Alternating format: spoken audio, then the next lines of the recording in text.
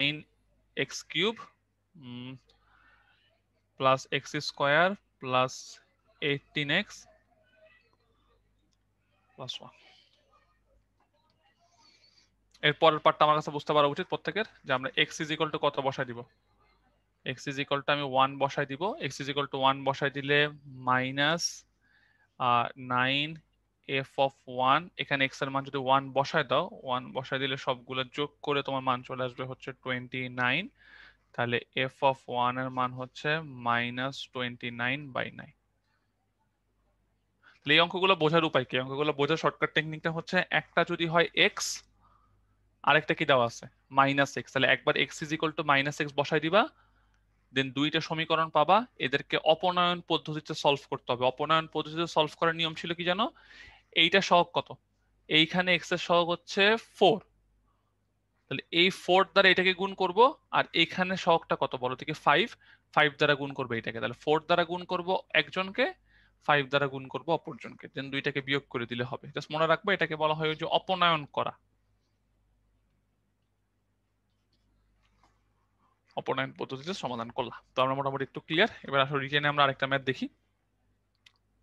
প্রশ্নের মধ্যে বলা হয়েছে, ফার্স্ট দেখবো যে f of x is equal to cos ln x, f of x minus f of y minus half f of xy plus f of x minus y এর মান বের করতে বলা হয়েছে। So, এই অঙ্কগুলো যদি কখনো পরীক্ষায় আসে, জাস্ট ধৈর্য ধরে আগাইতে হবে। ধৈর্য ধরে আগাইতে হবে। কিভাবে ধৈর্য ধরে আগাবা?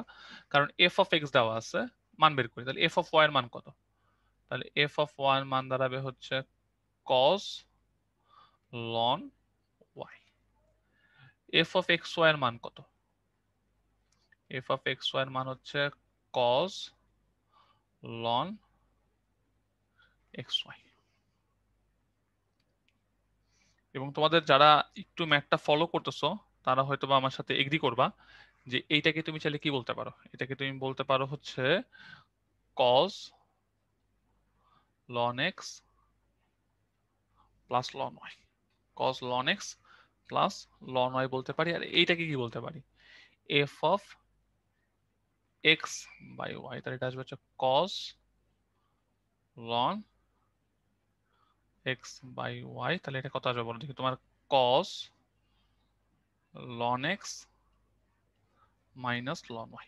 cos ln x minus ln y। এখন তোমার টার্গেটটা কি? তোমার টার্গেটটা হচ্ছে এই মানগুলো এখানে বসাই দিব।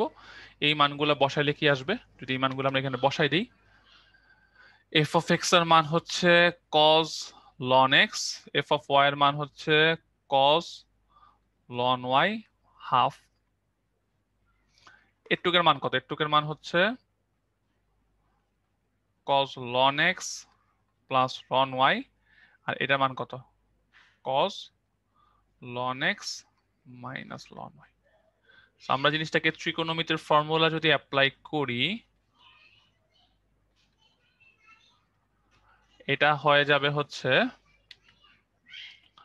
2 cos ln x cos ln y। এই 2 কাটা যায়, কাটাকাটি করে কত চলে আসবে? 0 চলে আসবে। এই টাইপের ম্যাথগুলা ইম্পর্টেন্ট আছে। এই টাইপের ম্যাথগুলা ভালো করে দেখবা। এই টাইপের ম্যাথগুলা ভালো করে দেখবা। আমার মনে হয় এগুলা ভালো প্রত্যেকের বোঝা উচিত। আমরা এটা হচ্ছে যে cos c plus d plus cos c minus d হচ্ছে 2 cos c cos d এর ফর্মুলাটা আমরা এখানে অ্যাপ্লাই করলাম। তো এবার আসলে আমরা মোটামুটি রিটেনটা বুঝলাম। তো আমি আবারও রিপিট করতেছি, আমি এক টাইপের অঙ্কগুলো ক্লাসে করাই নেই রিটেনে, সেটা তোমরা নিজ দায়িত্বে দেখে নিবা। ডোমেইন রেঞ্জের যে ম্যাথগুলো আছে, ডোমেইন রেঞ্জের ম্যাথগুলো ইম্পর্টেন্ট। হয়তো বা রিটেনে তোমাদের এইবারের রিটেন পরীক্ষায় দেই নেই, কিন্তু পরবর্তী রিটেন গুলাতে আসতে পারে। ওকে, নেক্সট চলে আসি পরের জিনিসগুলা, যে কিভাবে এই লেখচিত্রগুলো অঙ্কন করা যায়। লেখচিত্রগুলো অঙ্কন করার জন্য প্রথমে বলছে x minus 1 whole square is equal to 4a y minus y minus 2। তো ফার্স্ট কাজ হচ্ছে এইগুলা করার একটা ভালো টেকনিক হচ্ছে তুমি আসলে শীর্ষবিন্দু বের করো। তাহলে এর শীর্ষ কত? এর শীর্ষ হচ্ছে 1,2। তাহলে খেয়াল করো, এইখানে তো শীর্ষ দেওয়া আছে 0 0, এটা হবে না, এটা হবে না। তাহলে এই শীর্ষবিন্দুটা হচ্ছে এইখানে, যে 1,2। আর এইখানে হচ্ছে জিনিসটা এক্স এর মানটা বাড়তে থাকবে যখন তুমি ওয়াই এর মানটার সাথে সাথে। সো এই পার্টটা আমরা, তুমি বলতে পারো যে ভাই এগুলা খুব সহজে করার উপায় কি? একটা হচ্ছে যে হয় তুমি কনিক চ্যাপ্টারের কনসেপ্ট দিয়ে করতে পারো, অথবা তুমি কয়েকটা বিন্দু বসাই নিবা। যে এক্স এর মান 1 বসায় পাই, এক্স এর মান 2 বসায় পাই, এক্স এর মান 3 বসায় পাই, এইভাবে কয়েকটা মান বসায় বসায় তুমি গ্রাফগুলোকে আঁকতে পারবা। তো গ্রাফগুলো একটু ভালো করে দেখো। আর যাদের একটু গ্রাফ নিয়ে প্রবলেম আছে তাদের জন্য আমি একটা কথাই বলবো, যে একটু প্র্যাকটিসটা দরকার। যেমন এই গ্রাফটা কিভাবে আঁকা হয়, যেমন এইটা কত, x square is equal two 4ay। এই গ্রাফটা দেখতে কেমন? এই গ্রাফটা দেখতে এরকম ছিল না? এখন তোমাকে এক্স থেকে কিছু একটা বিয়োগ করছি, ওয়াই থেকে কিছু একটা বিয়োগ করছি, যদি আমার এরকম হয় X minus A whole square is equal to 4a Y minus, আচ্ছা এটা তো এ না, তাহলে এটাকে দিই হচ্ছে পি, আর এটা হচ্ছে কিউ। তাহলে এটা যেটা হবে, গ্রাফটা কত বিন্দুতে চলে যাবে, পি কিউ বিন্দুতে গিয়ে এরকম হয়ে যাবে। ওকে, পরেরটার মধ্যে বলছে F of X is equal to, এটা দেওয়া আছে, G of X is equal to, এটা দেওয়া আছে, ফগ টু এর মান কত। তাহলে ফগ টু মানে কি? ফগ টু মানে হচ্ছে F of G of two. তাহলে প্রথমে যে কাজটা করব, জি অফ টু এর মানটা বের করব আগে। জি অফ টু এর মানটা বের করে, জি অফ টু এর মান বেরোবে হচ্ছে 5। তারপরে কি বের করবো? তারপরে বের করবো যে এফ অফ 5 এর মানটা বের করে ফেলবো। তাহলে এফ অফ 5 এর মানটা বের করা খুবই সহজ। এফ অফ এক্স এর জায়গায় কত বসা দিবা? 5 বসা দিবা, 5 বসা দিলে অ্যান্সার চলে আসবে। ওকে, পরেরটার মধ্যে বলছে F of X is equal to root over 1 minus X স্কোয়ারের রেঞ্জ কত। তো এই সকল কেসে যে জিনিসটা আমি তোমাদের জায়গায় থাকলে যে কাজটা করতাম, যে আমি মানে অ্যান্সার চেক করে করে বের করার চেষ্টা করতাম। যেমন প্রথমেই বোঝার চেষ্টা করো, তুমি যদি কোনো জিনিসকে রুট করো, রুট করলে কিন্তু তোমার নেগেটিভ জিনিস তোমার আসবে না, তাহলে নেগেটিভ জিনিসটা আসার চান্স নাই। আর আমি যদি এখানে এক্স এর মান 1 বসাই, 1 বসালে কিন্তু 1 মাইনাস 1 করলে 0 চলে আসতেছে, তাহলে এইটা আমার আসার চান্স আছে, পরেরটা আমার হবে না। পরেরটা আমার হবে না, বা তোমরা ক্লাসে তোমাদেরকে রেঞ্জ বের করা শেখানো হয়েছে, রেঞ্জ যেভাবে ক্লাসে বের করা শেখানো হয়েছে সেইভাবে একটু দেখবা, সেইভাবে দেখলে হয়ে যাবে। ওকে, পরেরটার মধ্যে চলে আসি, দেখি এটা কজন বুঝতে পারে। একটি কণার উপর পি ও কিউ দুটি বল প্রয়োগ করা হলো। তাহলে বলো দেখি, পি আর কিউ যদি দুইটা বল প্রয়োগ করা হয় তাহলে লব্ধি বল কত? তাহলে লব্ধি বল আসবে হচ্ছে এই দুইটা যোগফল।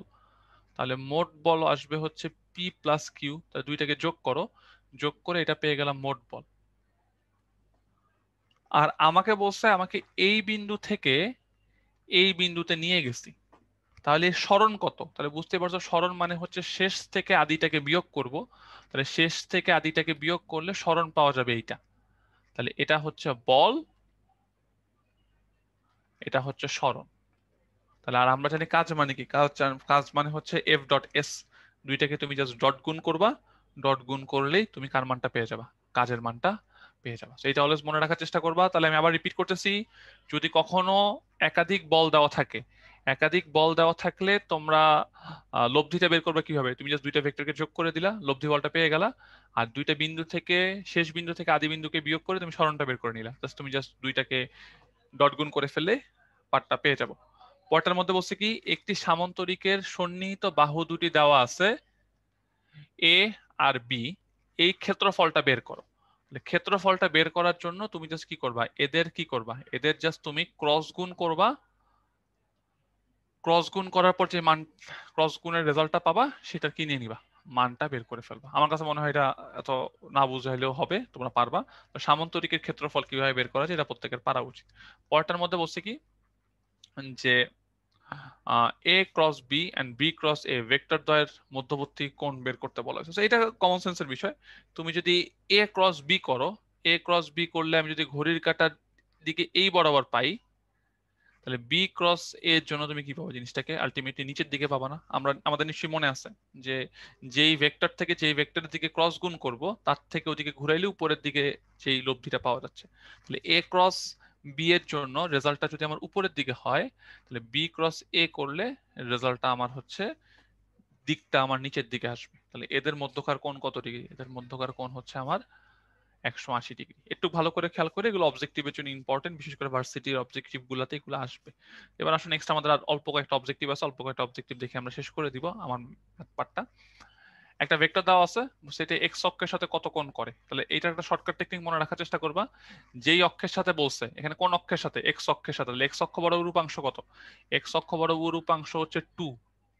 তাহলে আমরা যে কাজটা করব, cos ইনভার্স 2 ডিভাইডেড বাই এই ভেক্টরটার মান, তাহলে হচ্ছে 2 square plus minus 1 square plus 2 square. So এটা বসা দিলে অ্যান্সার হয়ে যাবে। অলওয়েজ মনে রাখবা যেই অক্ষের সাথে কোণ কজ ইনভার্স ওই অক্ষ বরাবর উপাংশ ডিভাইডেড বাই ভেক্টরের মান। এখানে যেহেতু এক্স অক্ষের সাথে কোণ, তাহলে এক্স অক্ষ বরাবর উপাংশ হচ্ছে 2, তাহলে উপরে বসলো 2, নিচে হচ্ছে এই ভেক্টরটার মান দ্বারা ভাগ করে দিলাম। ওকে, পরটার মধ্যে বসছে √1 মাইনাস এক্স স্কোয়ারের ডোমেইন কত। এই ডোমেইন এটা ক্লাসে বের করে দেখাইছিলাম, যেহেতু রুট আছে তাহলে 1 minus x square greater equal 0, তাহলে x square minus 1 less than equal 0, x plus 1 x minus 1 less than equal 0। আমরা পড়ছিলাম যদি এরকম থাকে, একটা -1 একটা +1 লেস দেন থাকলে মাঝখানের পার্টটা অ্যান্সার।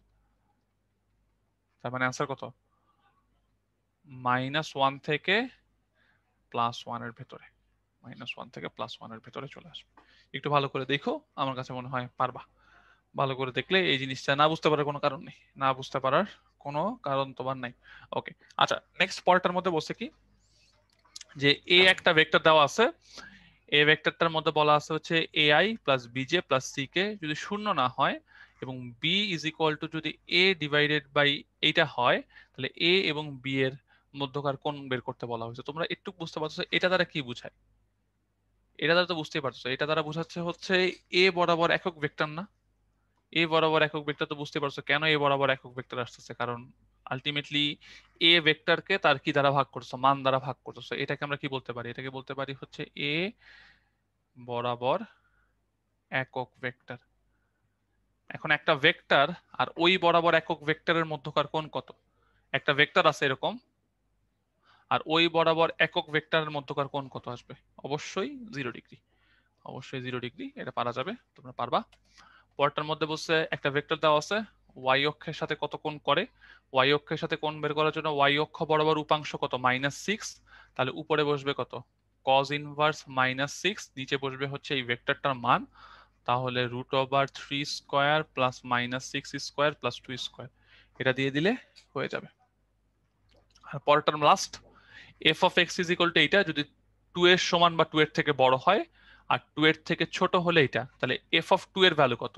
তাহলে এফ অফ 2 তো এটাকে মেনে চলে, তাহলে এফ অফ 2 হবে হচ্ছে এইটাকে বসাবা। আর এফ অফ -2 কাকে মেনে চলে? এফ অফ -2 হচ্ছে 2 এর থেকে ছোট হলে এটাকে মেনে চলে, তাহলে -2 এর জন্য এক্স এর জায়গায় -2 প্লাস 2 করে কত পেয়ে গেলা? 0 পেয়ে গেলা। তাহলে জাস্ট তুমি দুইটাকে জাস্ট যোগ করে দিবা, যোগ করে দিলে তুমি পেয়ে যাচ্ছ কত?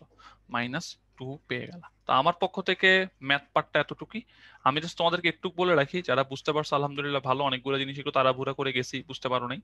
আর একটা কথাই বলবো যে ম্যাথের আজকে যে চ্যাপ্টারগুলো ছিল, বিশেষ করে ভেক্টর চ্যাপ্টারটা ছিল, ভেক্টর চ্যাপ্টারটা তো ফিজিক্সে পড়ছোই, আর ফাংশন চ্যাপ্টারটা একটু ভালো করে দেখবা। না বুঝতে পারলে লেকচার নোটটা দেখবা, ভালো করে লেকচার ভিডিওটা দেখবা, কোশ্চেন ব্যাংকের প্রবলেমগুলো সলভ করবা। আমার কাছে মনে হয় ইনশাআল্লাহ কোশ্চেন ব্যাংকের প্রবলেমগুলো সলভ করলেই তোমরা এখান থেকে যে প্রশ্নগুলো আসবে সেগুলা আমরা পারবো। এখন আমাদেরকে অন্য একজন ভাইয়া দেখাবে পরের পার্টটুক। আমরা যদি সময় সুযোগ ঠিক থাকে ইনশাআল্লাহ নেক্সট সপ্তাহে আমরা আবার ম্যাথ পার্টটা নিয়ে তোমাদের সাথে আবার দেখা হবে। সবাইকে ধন্যবাদ।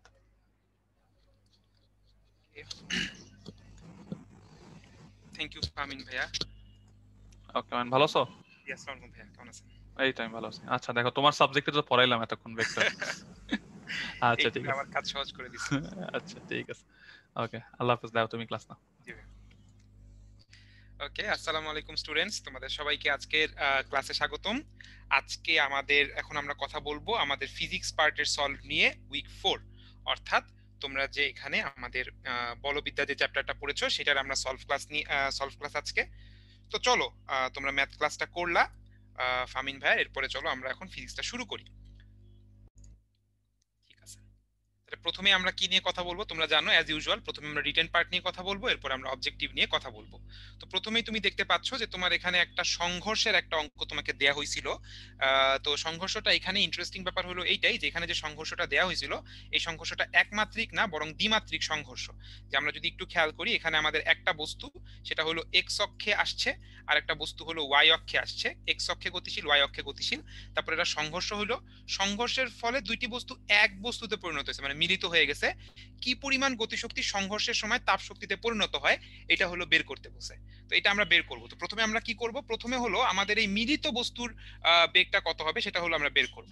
তো আমাদেরকে প্রথমে যে কাজটা করতে হবে, মাথায় রাখতে হবে যে ভরবেগ কিন্তু ভাইয়া একটা ভেক্টর রাশি, তাই ভরবেগের সংরক্ষণশীলতা আমরা কিন্তু এখানে অ্যাপ্লাই করব। যেহেতু আমার একটা দ্বিমাত্রিক প্রবলেম, এই দ্বিমাত্রিক প্রবলেমে ভরবেগ যেহেতু একটা ভেক্টর, আমরা যেভাবে বলকে দ্বিমাত্রায় দুইটা মাত্রায় যখন আমরা বল নিয়ে হিসাব করি তখন এক্স অক্ষ ওয়াই অক্ষ আলাদাভাবে হিসাব করি, একইভাবে যখন আমরা ভরবেগ নিয়ে কাজ করব তখনও আমাকে এক্স অক্ষ এবং ওয়াই অক্ষে আলাদা আলাদাভাবে ভরবেগের সংরক্ষণশীলতা অ্যাপ্লাই করতে হবে, আলাদা আলাদাভাবে ভরবেগের সংরক্ষণশীলতা অ্যাপ্লাই করতে হবে। তাহলে আমরা একটু আদিবেগগুলো দেখে নেই, আমরা কোনটাকে কি বলতে সেটা আমরা একটু দেখে নেই।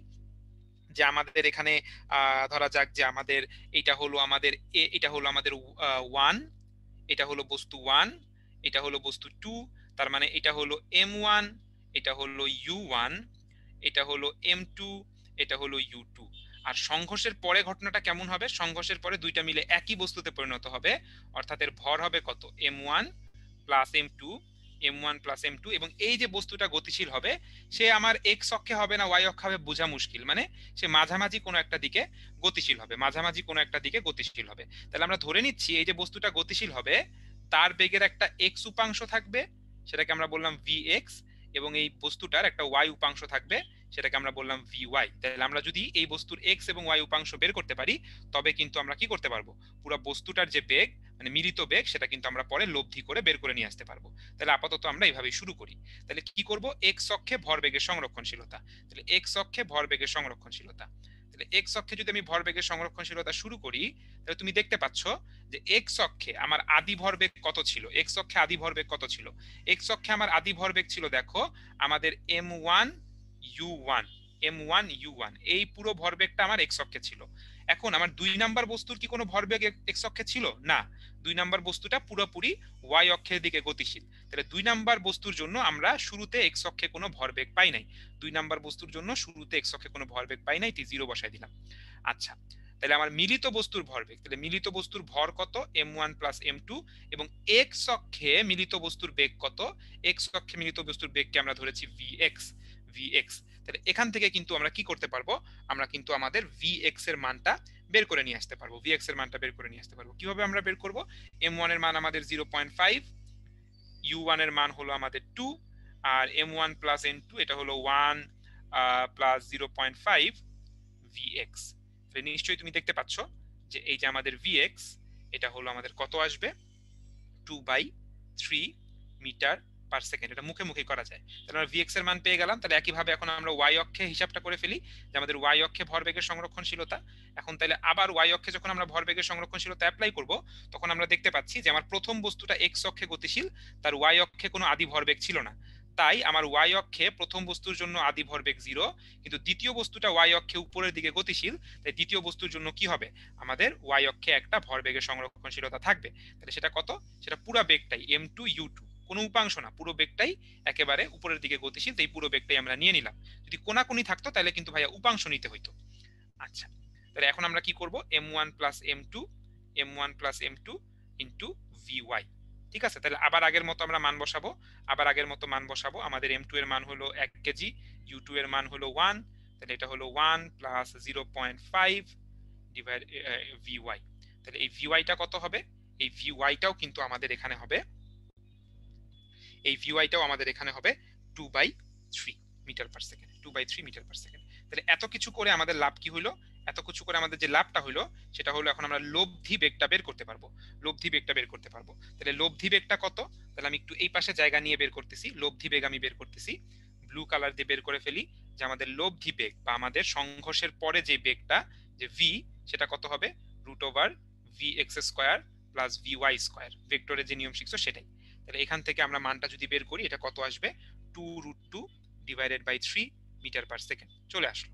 এখন আমাদের আসলে কাজটা কি, আমাদের আসলে সংঘর্ষে কতটুকু তাপ শক্তি নির্গত হয়েছে। তাহলে তাপ শক্তি আসলে নির্গত হয়েছে কেন, এটা একটা অস্থিতিস্থাপক সংঘর্ষ। যখন আমাদের একটা অস্থিতিস্থাপক সংঘর্ষ হয় তখন আমার শুরুতে যে পরিমাণ মোট গতিশক্তি থাকে এবং শেষে যে গতিশক্তি থাকে তারা সমান হয় না। মানে আমাদের যখন এখানে অস্থিতিস্থাপক সংঘর্ষ হচ্ছে তখন আমার শুরুর গতিশক্তি, শুরুতে আমাদের যে গতিশক্তি সেটা কিন্তু আসলে আমাদের গ্রেটার দেন আমাদের সংঘর্ষের পর, সংঘর্ষের পরে যে গতিশক্তি থাকতেছে তার চেয়ে বড়। তাহলে আমার এই যে কিছুটা গতিশক্তি হারায় গেল, সেটা কোথায় চলে গেল? যতটুকু গতিশক্তি আমার হারায় গেছে সেটাই কিন্তু আমার হারানো তাপ শক্তি। ঠিক আছে, তার মানে আমি শুরুর গতিশক্তি এবং আমি সংঘর্ষের পরে যে গতিশক্তি, এই দুটাকে যদি আমি বিয়োগ করে দেই, এদেরকে যদি আমি বিয়োগ করে দেই, তাইলেই কিন্তু আমি পাবো যে কতটুকু আমার গতিশক্তি হারায় গেছে, অর্থাৎ কতটুকু তাপ শক্তি আমার এখানে আমি রূপান্তরিত হয়েছে, বস্তুর তাপ শক্তি কতটুকু হয়েছে, তাপ শক্তি কতটুকু হয়েছে। তাহলে আমার শুরুতে গতিশক্তি কতটুকু ছিল? আসলে দেখি, শুরুতে গতিশক্তি ছিল দুইজনের কাছে, half m1 u1 square plus half m2 u2 square. খেয়াল করো, শক্তি কিন্তু স্কেলার, তাই শক্তি নিয়ে যখন আমরা কাজ করছি তখন কিন্তু এক্স অক্ষ না ওয়াই অক্ষ এসবের কোনো কিছু দরকার নাই, শুধুমাত্র আমার মানগুলা দরকার। আর সংঘর্ষের পরে গতিশক্তি কত? সংঘর্ষের পরে আমার দুইটা মিলে একটা বস্তু পরিণত হয়েছে, তার মানে আমার মোট ভর m1 প্লাস m2, আর আমরা সংঘর্ষের পরে যে বেগটা বের করছি v, তার উপরে স্কয়ার। অ্যাগেইন আমাদের কোনো দিকের দরকার নাই, এটা বের করার জন্য কোনো দিকের দরকার নাই। তাহলে এখন আমাদের কাজগুলো হলো এই প্রত্যেকটা জিনিসের মধ্যে আমরা কি করব, মানগুলো বসাবো, বসায় আমরা তাহলে কি পেয়ে যাবো, তাপ পেয়ে যাবো। মানে আমাদের m1 এর মান হলো কত ছিল? 0.5, u1 এর মান ছিল হলো 2, তার উপরে স্কয়ার প্লাস হাফ 1, u2 কত ছিল 1 স্কয়ার মাইনাস হাফ 1 প্লাস 0.5, আর v তো আমরা বের করছি 2√2 ডিভাইডেড বাই 3, তার উপরে স্কয়ার। পুরো জিনিসটা যদি আমরা ক্যালকুলেটরে বসাই তাহলে আমরা দেখব যে কতটুকু আমাদের এখানে তাপ শক্তি আমাদের তৈরি হবে, বা কতটুকু আমাদের শক্তি গতিশক্তি নষ্ট হয়েছে। এটা হলো 5/6 joule. This is your answer, this is your answer. Alright, আচ্ছা, এই ছিল আমাদের এখানে হিসাবটা। তো কোনো কোনো অঙ্কে তোমাকে কিন্তু তাপ শক্তি না বলে এখানে কিন্তু বলতে পারে যে বস্তুর তাপমাত্রা কতটুকু বৃদ্ধি পাবে। সেই ক্ষেত্রে কিন্তু তোমাকে আসলে বলে দিবে যে বস্তুর আপেক্ষিক তাপ বা তাপ ধারণ ক্ষমতাটা কত, সেরকম বলে দিয়ে তাপমাত্রা বৃদ্ধিও চাইতে পারে। সো বি কেয়ারফুল, এটাও মাথায় রাখো। পরেরটায় চলে যাই, কি বলছে দেখো, 1000 কেজি ভরের একটি লিফট সর্বোচ্চ 800 কেজি বহন করতে পারে। আচ্ছা, তাইলে আমাদের লিফটের মধ্যে আসলে কতটুকু ভর আছে একটু দেখি। 1000 কেজি ভর হলো লিফটের, মানে লিফট যে তোমার লোহার তৈরি, তার একটা ভর আছে, আর এর ভিতরে যদি মানুষজন দাঁড়ায় তাহলে 800 কেজি মানুষের মধ্যে দাঁড়াইতে পারবে। তাহলে মোট 1800 কেজি হলো লিফটের ভর। 4 কিলো নিউটন ধ্রুব বল সবসময় কি করে, এর গতিকে ব্যাহত করে। আচ্ছা, লিফট কি করা হচ্ছে, 3 মিটার পার সেকেন্ড সমদ্রুতিতে উপরের দিকে উঠানো হচ্ছে। মোটরের সর্বনিম্ন ক্ষমতা কত এটা বলতে হবে। আচ্ছা, তাহলে আমরা একটু দেখি যে এটার উপরে কি কি বল কাজ করছে। বলবিদ্যার অঙ্ক করার সময় আগে দেখতে হয় বল কি কি কাজ করছে। প্রথম কথা হলো ভাইয়া, এই লিফটের ওজন বলে একটা ব্যাপার আছে, তাই তো? এই লিফটের ওজন একটা নিচের দিকে কাজ করবে, লিফটের ওজন নিচের দিকে কাজ করবে। সেটা কি? সেটা হলো আমাদের এমজি, এমজি। আচ্ছা, আর কি কাজ করতেছে? আর হইলো এই বস্তুটাকে তুমি কি করতে, মানে লিফটটাকে তুমি কি করতেছো, উপরের দিকে গতিশীল করতেছো। উপরের দিকে তুমি ওকে 3 মিটার পার সেকেন্ড বেগে গতিশীল করছো। তাহলে উপরের দিকে যদি তুমি গতিশীল করো, তাহলে নিচের দিকে হলো আমার ঘর্ষণ বল কাজ করবে। আমার এই যে লিফটটা যে উঠবে, নিচের দিকে কিন্তু আমার কি কাজ করবে, ঘর্ষণ বল এভাবে কাজ করবে। তাহলে আমার ঘর্ষণ বল কতটুকু কাজ করতেছে এই দুই পাশে, লিফটটা যে উপরে যায় ঘষা খাচ্ছে, ঘর্ষণ বল কতটুকু কাজ করতেছে? আমাদের ঘর্ষণ বলের আমি নাম দিলাম হলো এফ, এফ পরিমাণ আমার ঘর্ষণ বল কাজ করে। আর এই বলগুলার বিপরীতে একটা লিফটের যে মোটর থাকে, এই মোটর কিন্তু আমার কি করে, এই সবগুলা বলের বিপরীতে টেনে উপরের দিকে নিয়ে যায়। মানে আমাদের মোটর যেটা, লিফটের যে মোটরটা, সে কিন্তু উপরের দিকে একটা এফ পরিমাণ বল তৈরি করে, এফ পরিমাণ বল তৈরি করে। আচ্ছা, ভালো কথা। তাহলে আমরা এখন একটু দেখি যে এই লিফটের উপরে মোট বল কতটুকু, সেটা আমরা এখন একটু দেখবো। আমরা এই লিফটের উপরে মোট বল, উপরের দিকে হলো এফ, তাই দিলাম প্লাস, মানে আমি দেখতেছি যে আমার এখানে লব্ধি বল কতটুকু, লব্ধি বল। তাহলে উপরের দিকে আমার আছে মোটরের যে বল, উপরের দিক দেখে দিলাম প্লাস, নিচের দিকে আছে আমাদের এমজি, এবং নিচের দিকে দেখে মাইনাস দিলাম, এবং নিচের দিকে আছে ফ্রিকশন, এই। আচ্ছা, এখন বলা হয়েছে এই লিফটের কোনো ত্বরণ নাই। আমরা জানি যে আমাদের লব্ধি বল এফ ইকুয়ালস টু এম এ, লব্ধি বল এফ ইকুয়ালস টু এম এ, কিন্তু আমাদের এই লিফটের বেলায় ত্বরণটা কত? এই লিফটের বেলায় ত্বরণটা শূন্য, কারণ বলা হয়েছে যে ও সমদ্রুতিতে উপরে উঠতেছে, সমদ্রুতিতে উপরে উঠছে। তার মানে বুঝতে পারতেছি যেহেতু সমদ্রুতিতে উঠে, অর্থাৎ কোনো ত্বরণ নাই, অর্থাৎ আমাদের এখানে লব্ধি বলটা কত হইতে হবে? লব্ধি বলটা হইতে হবে শূন্য, লব্ধি বলটা হইতে হবে শূন্য। তার মানে আমাদের মোটর কর্তৃক প্রযুক্ত বল, সেটা আমরা কি বলতে পারি, এটা হলো আমার MG plus F, MG plus F, পক্ষান্তর করে পাইলাম। তাহলে এখন আমরা একটা একটা করে মান বসাই। মোট ভর কতটুকু, লিফটের নিজের ভর আছে 1000, আর এর মধ্যে প্যাসেঞ্জার উঠছে 800 কেজির, জি এর ভ্যালু আমাদের 9.8, আর আমাদের ফ্রিকশন যেটা কাজ করছে, ঘর্ষণ বল, সেটা হলো 4 কিলো নিউটন। তো কিলো মাথায় রাখতে হবে, কিলো নিউটনকে নিউটনে নেওয়ার জন্য কি করব, 10 কিউব নিয়ে আসবো। তাহলে এটাই হলো আমাদের কি, এটাই হলো আমাদের এই মোটর কর্তৃক প্রযুক্ত আমাদের মোট বল। তো সেটা আমাদের কত আসতেছে আমরা একটু দেখে নেই। এটা আমাদের আসবে 17640, সরি ভুল লিখছি, 21 21640 এত নিউটন, এত নিউটন। তাহলে আমাকে কি বলছে, মোটরের ক্ষমতা কত হইতে হবে, কত ক্ষমতা তুমি মোটর লাগাবা।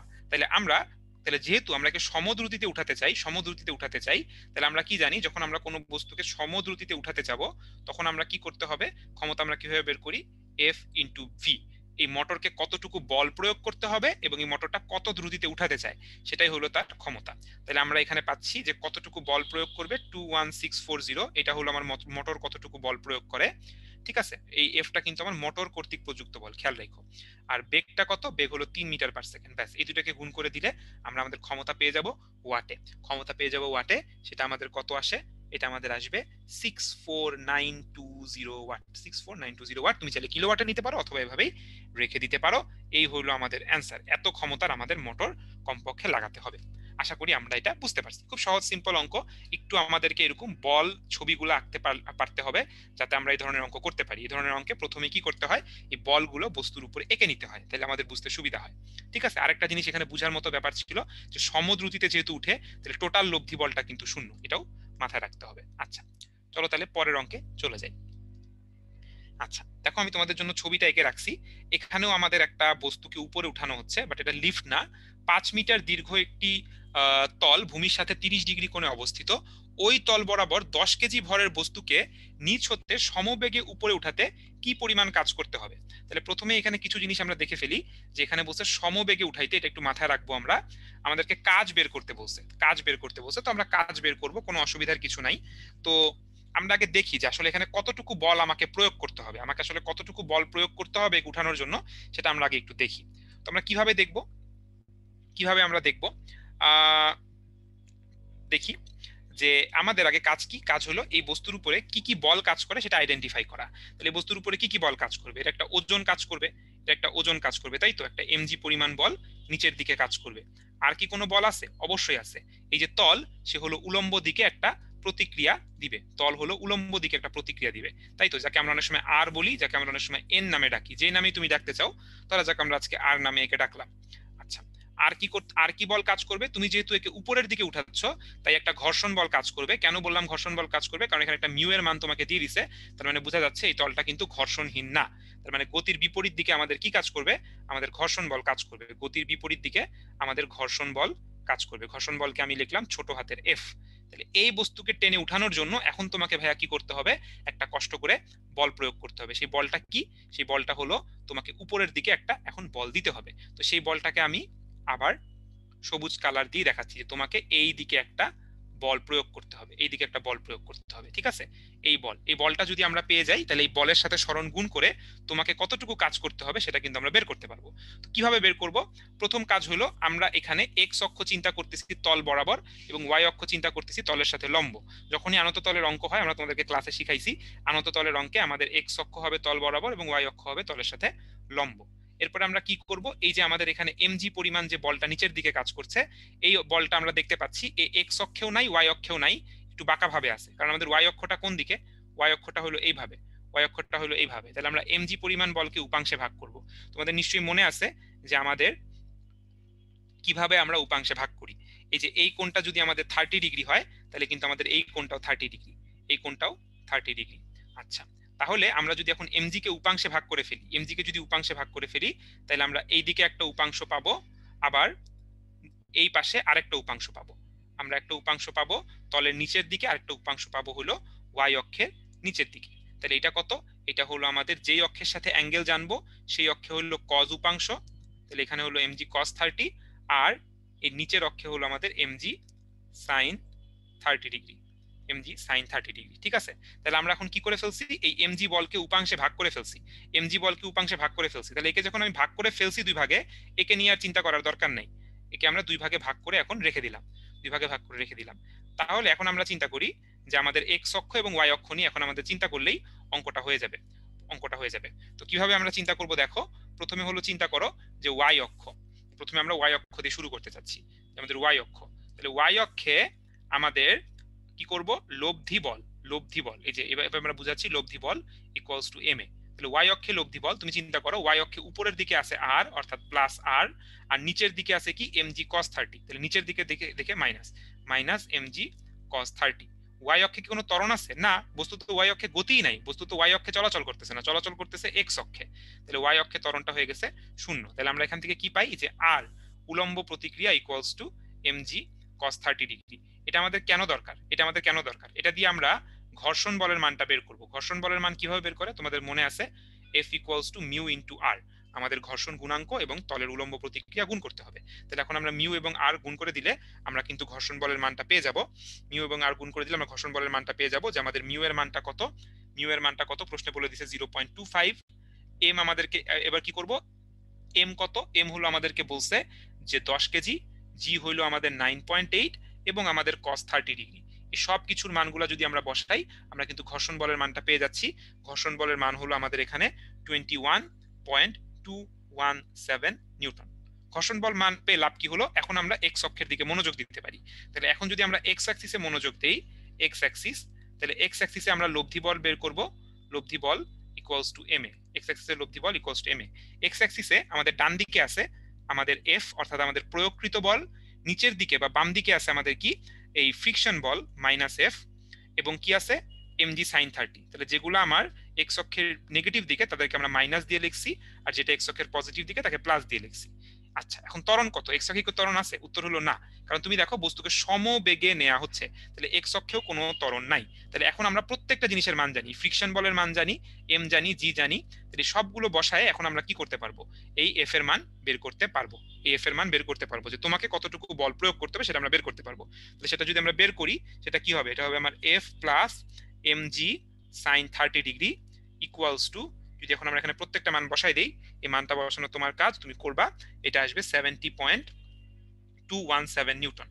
তাহলে এতখানি বল তোমাকে প্রয়োগ করতে হয়। তাহলে তোমার কৃত কাজ কত হবে? তুমি বল প্রয়োগ করো, আমরা জানি কৃত কাজ হলো বল গুণন সরণ। তুমি বল প্রয়োগ করছো তলের সাথে সমান্তরালে, এবং আমাদের যে সরণটা হচ্ছে সেটাও হচ্ছে তল বরাবর, বলটাও তল বরাবর, সরণটাও তল বরাবর, তাই এখানে অ্যাঙ্গেলের কোনো ব্যাপার স্যাপার নাই। তুমি বল প্রয়োগ করবা 70.217 নিউটন, এবং তোমার যে সরণটা হবে সেটা হলো 5 মিটার, কারণ প্রশ্নে বলে দিছে যে 5 মিটার দীর্ঘ আনুভূমিক তল, 5 মিটার দীর্ঘ আনুভূমিক তল। ব্যাস এইটুকু যদি তুমি বুঝো তাহলে তোমার কৃত কাজ হয়ে গেছে। কৃত কাজ আমার এখানে আসবে 351 জুল। ব্যাস, অঙ্ক শেষ। আশা করি আমরা এতটুকু বুঝতে পারছি। জাস্ট আমাদের বলগুলাকে উপাংশে ভাগ করা এবং এক্স এবং ওয়াই অ্যাক্সিসে ইকুয়েশন ইউজ করা, লব্ধি বলের ইকুয়েশন ইউজ করা, এবং তারপর আমরা কি করব? কাজ বের করব W equals to FS cos theta থেকে। এই তো শেষ। পরেরটায় চলে যাই। এটা আমাদের লাস্ট অঙ্ক, একটু ইন্টারেস্টিং। দেখো, একটা রাবারের তার, রাবারের তার মানে কি? সেটা সাইজে লম্বা হইতে পারে। তার দৈর্ঘ্য হলো 50 সেন্টিমিটার।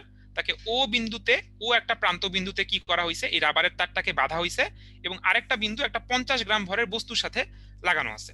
এখন এরপরে কি করা হয়েছে? বস্তুটা ও হতে ছেড়ে দেওয়া হলো। ও থেকে যখন ছেড়ে দেওয়া হয় তখন সে কি করবে? তুমি দেখতে পাচ্ছ এখানে, আমার মনে করো এইরকম প্রথমেই রাবারের তারটা এরকম আঁকা বাঁকা হয়েছিল, এরপরে যখন বস্তুটা নিচের দিকে পড়বে এর সাইজে কি হবে? এর সাইজে বড় হবে। তাহলে কতটুকু সে বড় হবে? দেখো, একটা জিনিস খুব ভালো করে বুঝো। এই রাবারের তার সে তো প্রথমে 50 সেন্টিমিটার নামবেই, এটাতে তো কোনো সন্দেহ নাই, কারণ ওর দৈর্ঘ্যই 50 সেন্টিমিটার। কিন্তু এই যে একটা সে ধাক্কাটা খাবে, এই ধাক্কা খাওয়ার কারণে কিন্তু বা এই যে আমরা এর সাথে একটা ওজন ঝুলাই দিছি, এই ওজন ঝুলানোর জন্য কিন্তু এই রাবারের তারের কিন্তু দৈর্ঘ্যটা বৃদ্ধি পাবে। মানে রাবারের তারটা একটা স্প্রিং এর মতো কাজ করবে। এই রাবারের তারের একটা দৈর্ঘ্য বৃদ্ধি পাবে, এটাকে আমি বললাম ডেল্টা এল।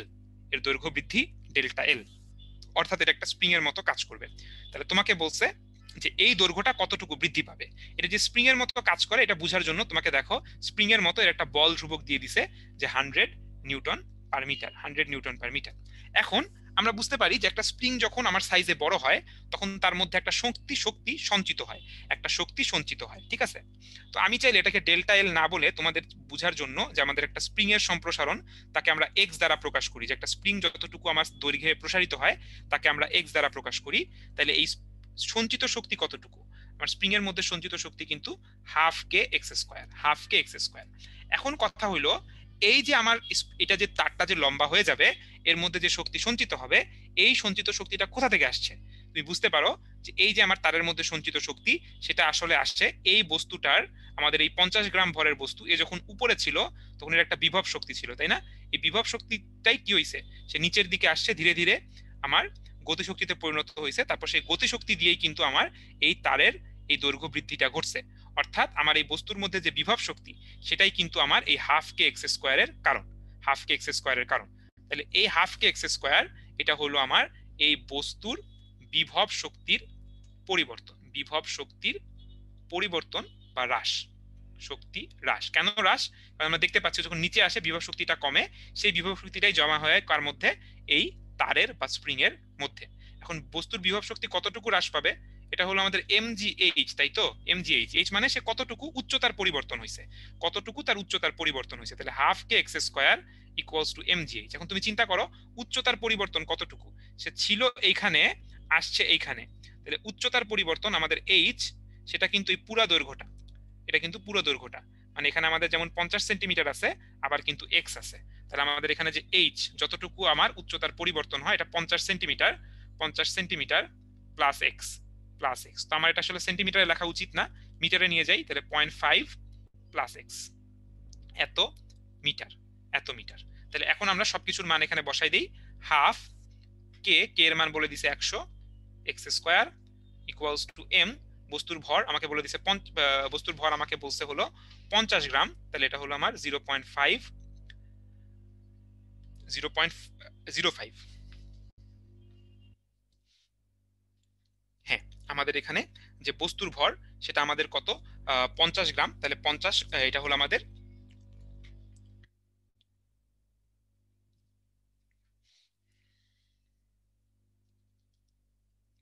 এটা হলো আমাদের 0.05 এত গ্রাম।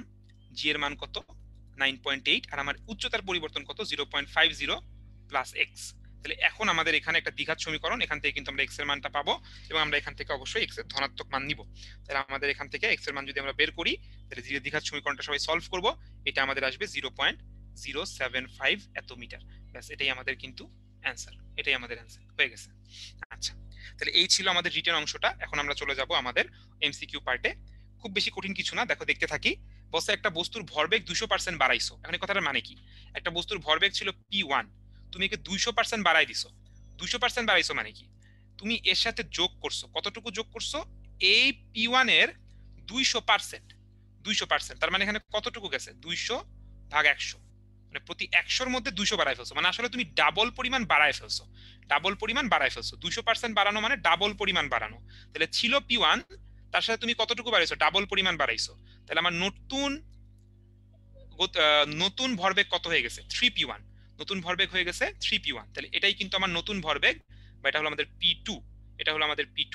এখন একটা জিনিস সবসময় আমরা জানি যে একটা বস্তুর গতিশক্তি, গতিশক্তি ই কে, এটা হলো আমাদের p square by 2m, p square by 2m। তাহলে বস্তুর ভর যদি আমার ধ্রুবক থাকে, তাহলে আমাদের গতিশক্তি সেটা কিন্তু আমাদের সমানুপাতিক, সমানুপাতিক কি?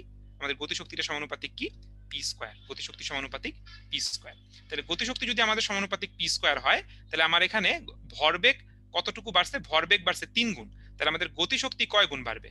আমাদের গতিশক্তি কয় গুণ বাড়বে? যেহেতু স্কয়ার আছে, তার মানে আমাদের যে ই কে 2 দ্বিতীয় গতিশক্তি, সেটা কিন্তু আমার হয়ে যাবে প্রথম গতিশক্তির 9 গুণ। যদি আমি ভরবেগকে 3 গুণ করি, তাহলে আমার দ্বিতীয় গতিশক্তি হয়ে যাবে প্রথম গতিশক্তির 3 গুণ, সরি 9 গুণ, কারণ 3-এর উপরে স্কয়ার। আচ্ছা, ভালো কথা। তাহলে বৃদ্ধি পাইলো কতটুকু? বৃদ্ধি পাইলো কতটুকু? তাহলে ডেল্টা ই কে এটা কি হবে? ছিল ই কে 1, হয়ে গেছে 9 ই কে 1। তাহলে 9 ই কে 1 মাইনাস ই কে 1, তার মানে কত গুণ? 8 গুণ বৃদ্ধি পাইছে। মানে বৃদ্ধি পাইছে হলো 8 গুণ। নতুন গতিশক্তি হলো 9 গুণ, কিন্তু বৃদ্ধি পাইছে কতটুকু? বৃদ্ধি পাইছে 8 গুণ। 8 গুণ মানে কি হবে? 8 গুণ মানে 800%। এটা নিশ্চয়ই বুঝতে পারতেছো যে 8 গুণ মানে 800%। আচ্ছা, এখন দেখো এখানে কি বলছে, যে 1 কেজি বলকে, এখানে অনেক কঠিন কঠিন কথা লেখা আছে, এটা তোমার দেখার দরকার নাই, আমি যেটা বলি সেটা শুনো। 1 কেজি বলকে বি থেকে এতে নেওয়া হলো, মানে বি আছে নিচে, বি আছে নিচে, আর এ কোথায়? উপরে। তার মানে বি থেকে এতে নিয়ে গেছি, বি থেকে এতে নিয়ে গেছি। আচ্ছা, বি থেকে এতে নিয়ে গেছি, ভালো কথা। তাইলে এই বি থেকে এতে যখন আমি নিয়ে গেছি, তখন কি হয়েছে? এর উচ্চতার পার্থক্য আমাকে বলে দিছে, এই এ এবং বি তাদের উচ্চতার পার্থক্য হলো 2 মিটার, 2 মিটার। আর আমি যখন একে বি থেকে এতে নিয়ে যাই, তখন আমার গতিশক্তি 20 জুল হ্রাস পায়, গতিশক্তি আমার 20 জুল হ্রাস পায়। আচ্ছা, ভালো কথা। তাহলে আমাকে বলছে ঘর্ষণ জনিত শক্তি কত, ঘর্ষণ জনিত শক্তি কত। আচ্ছা, ব্যাপারটা কিভাবে আমরা চিন্তা করতে পারি দেখো।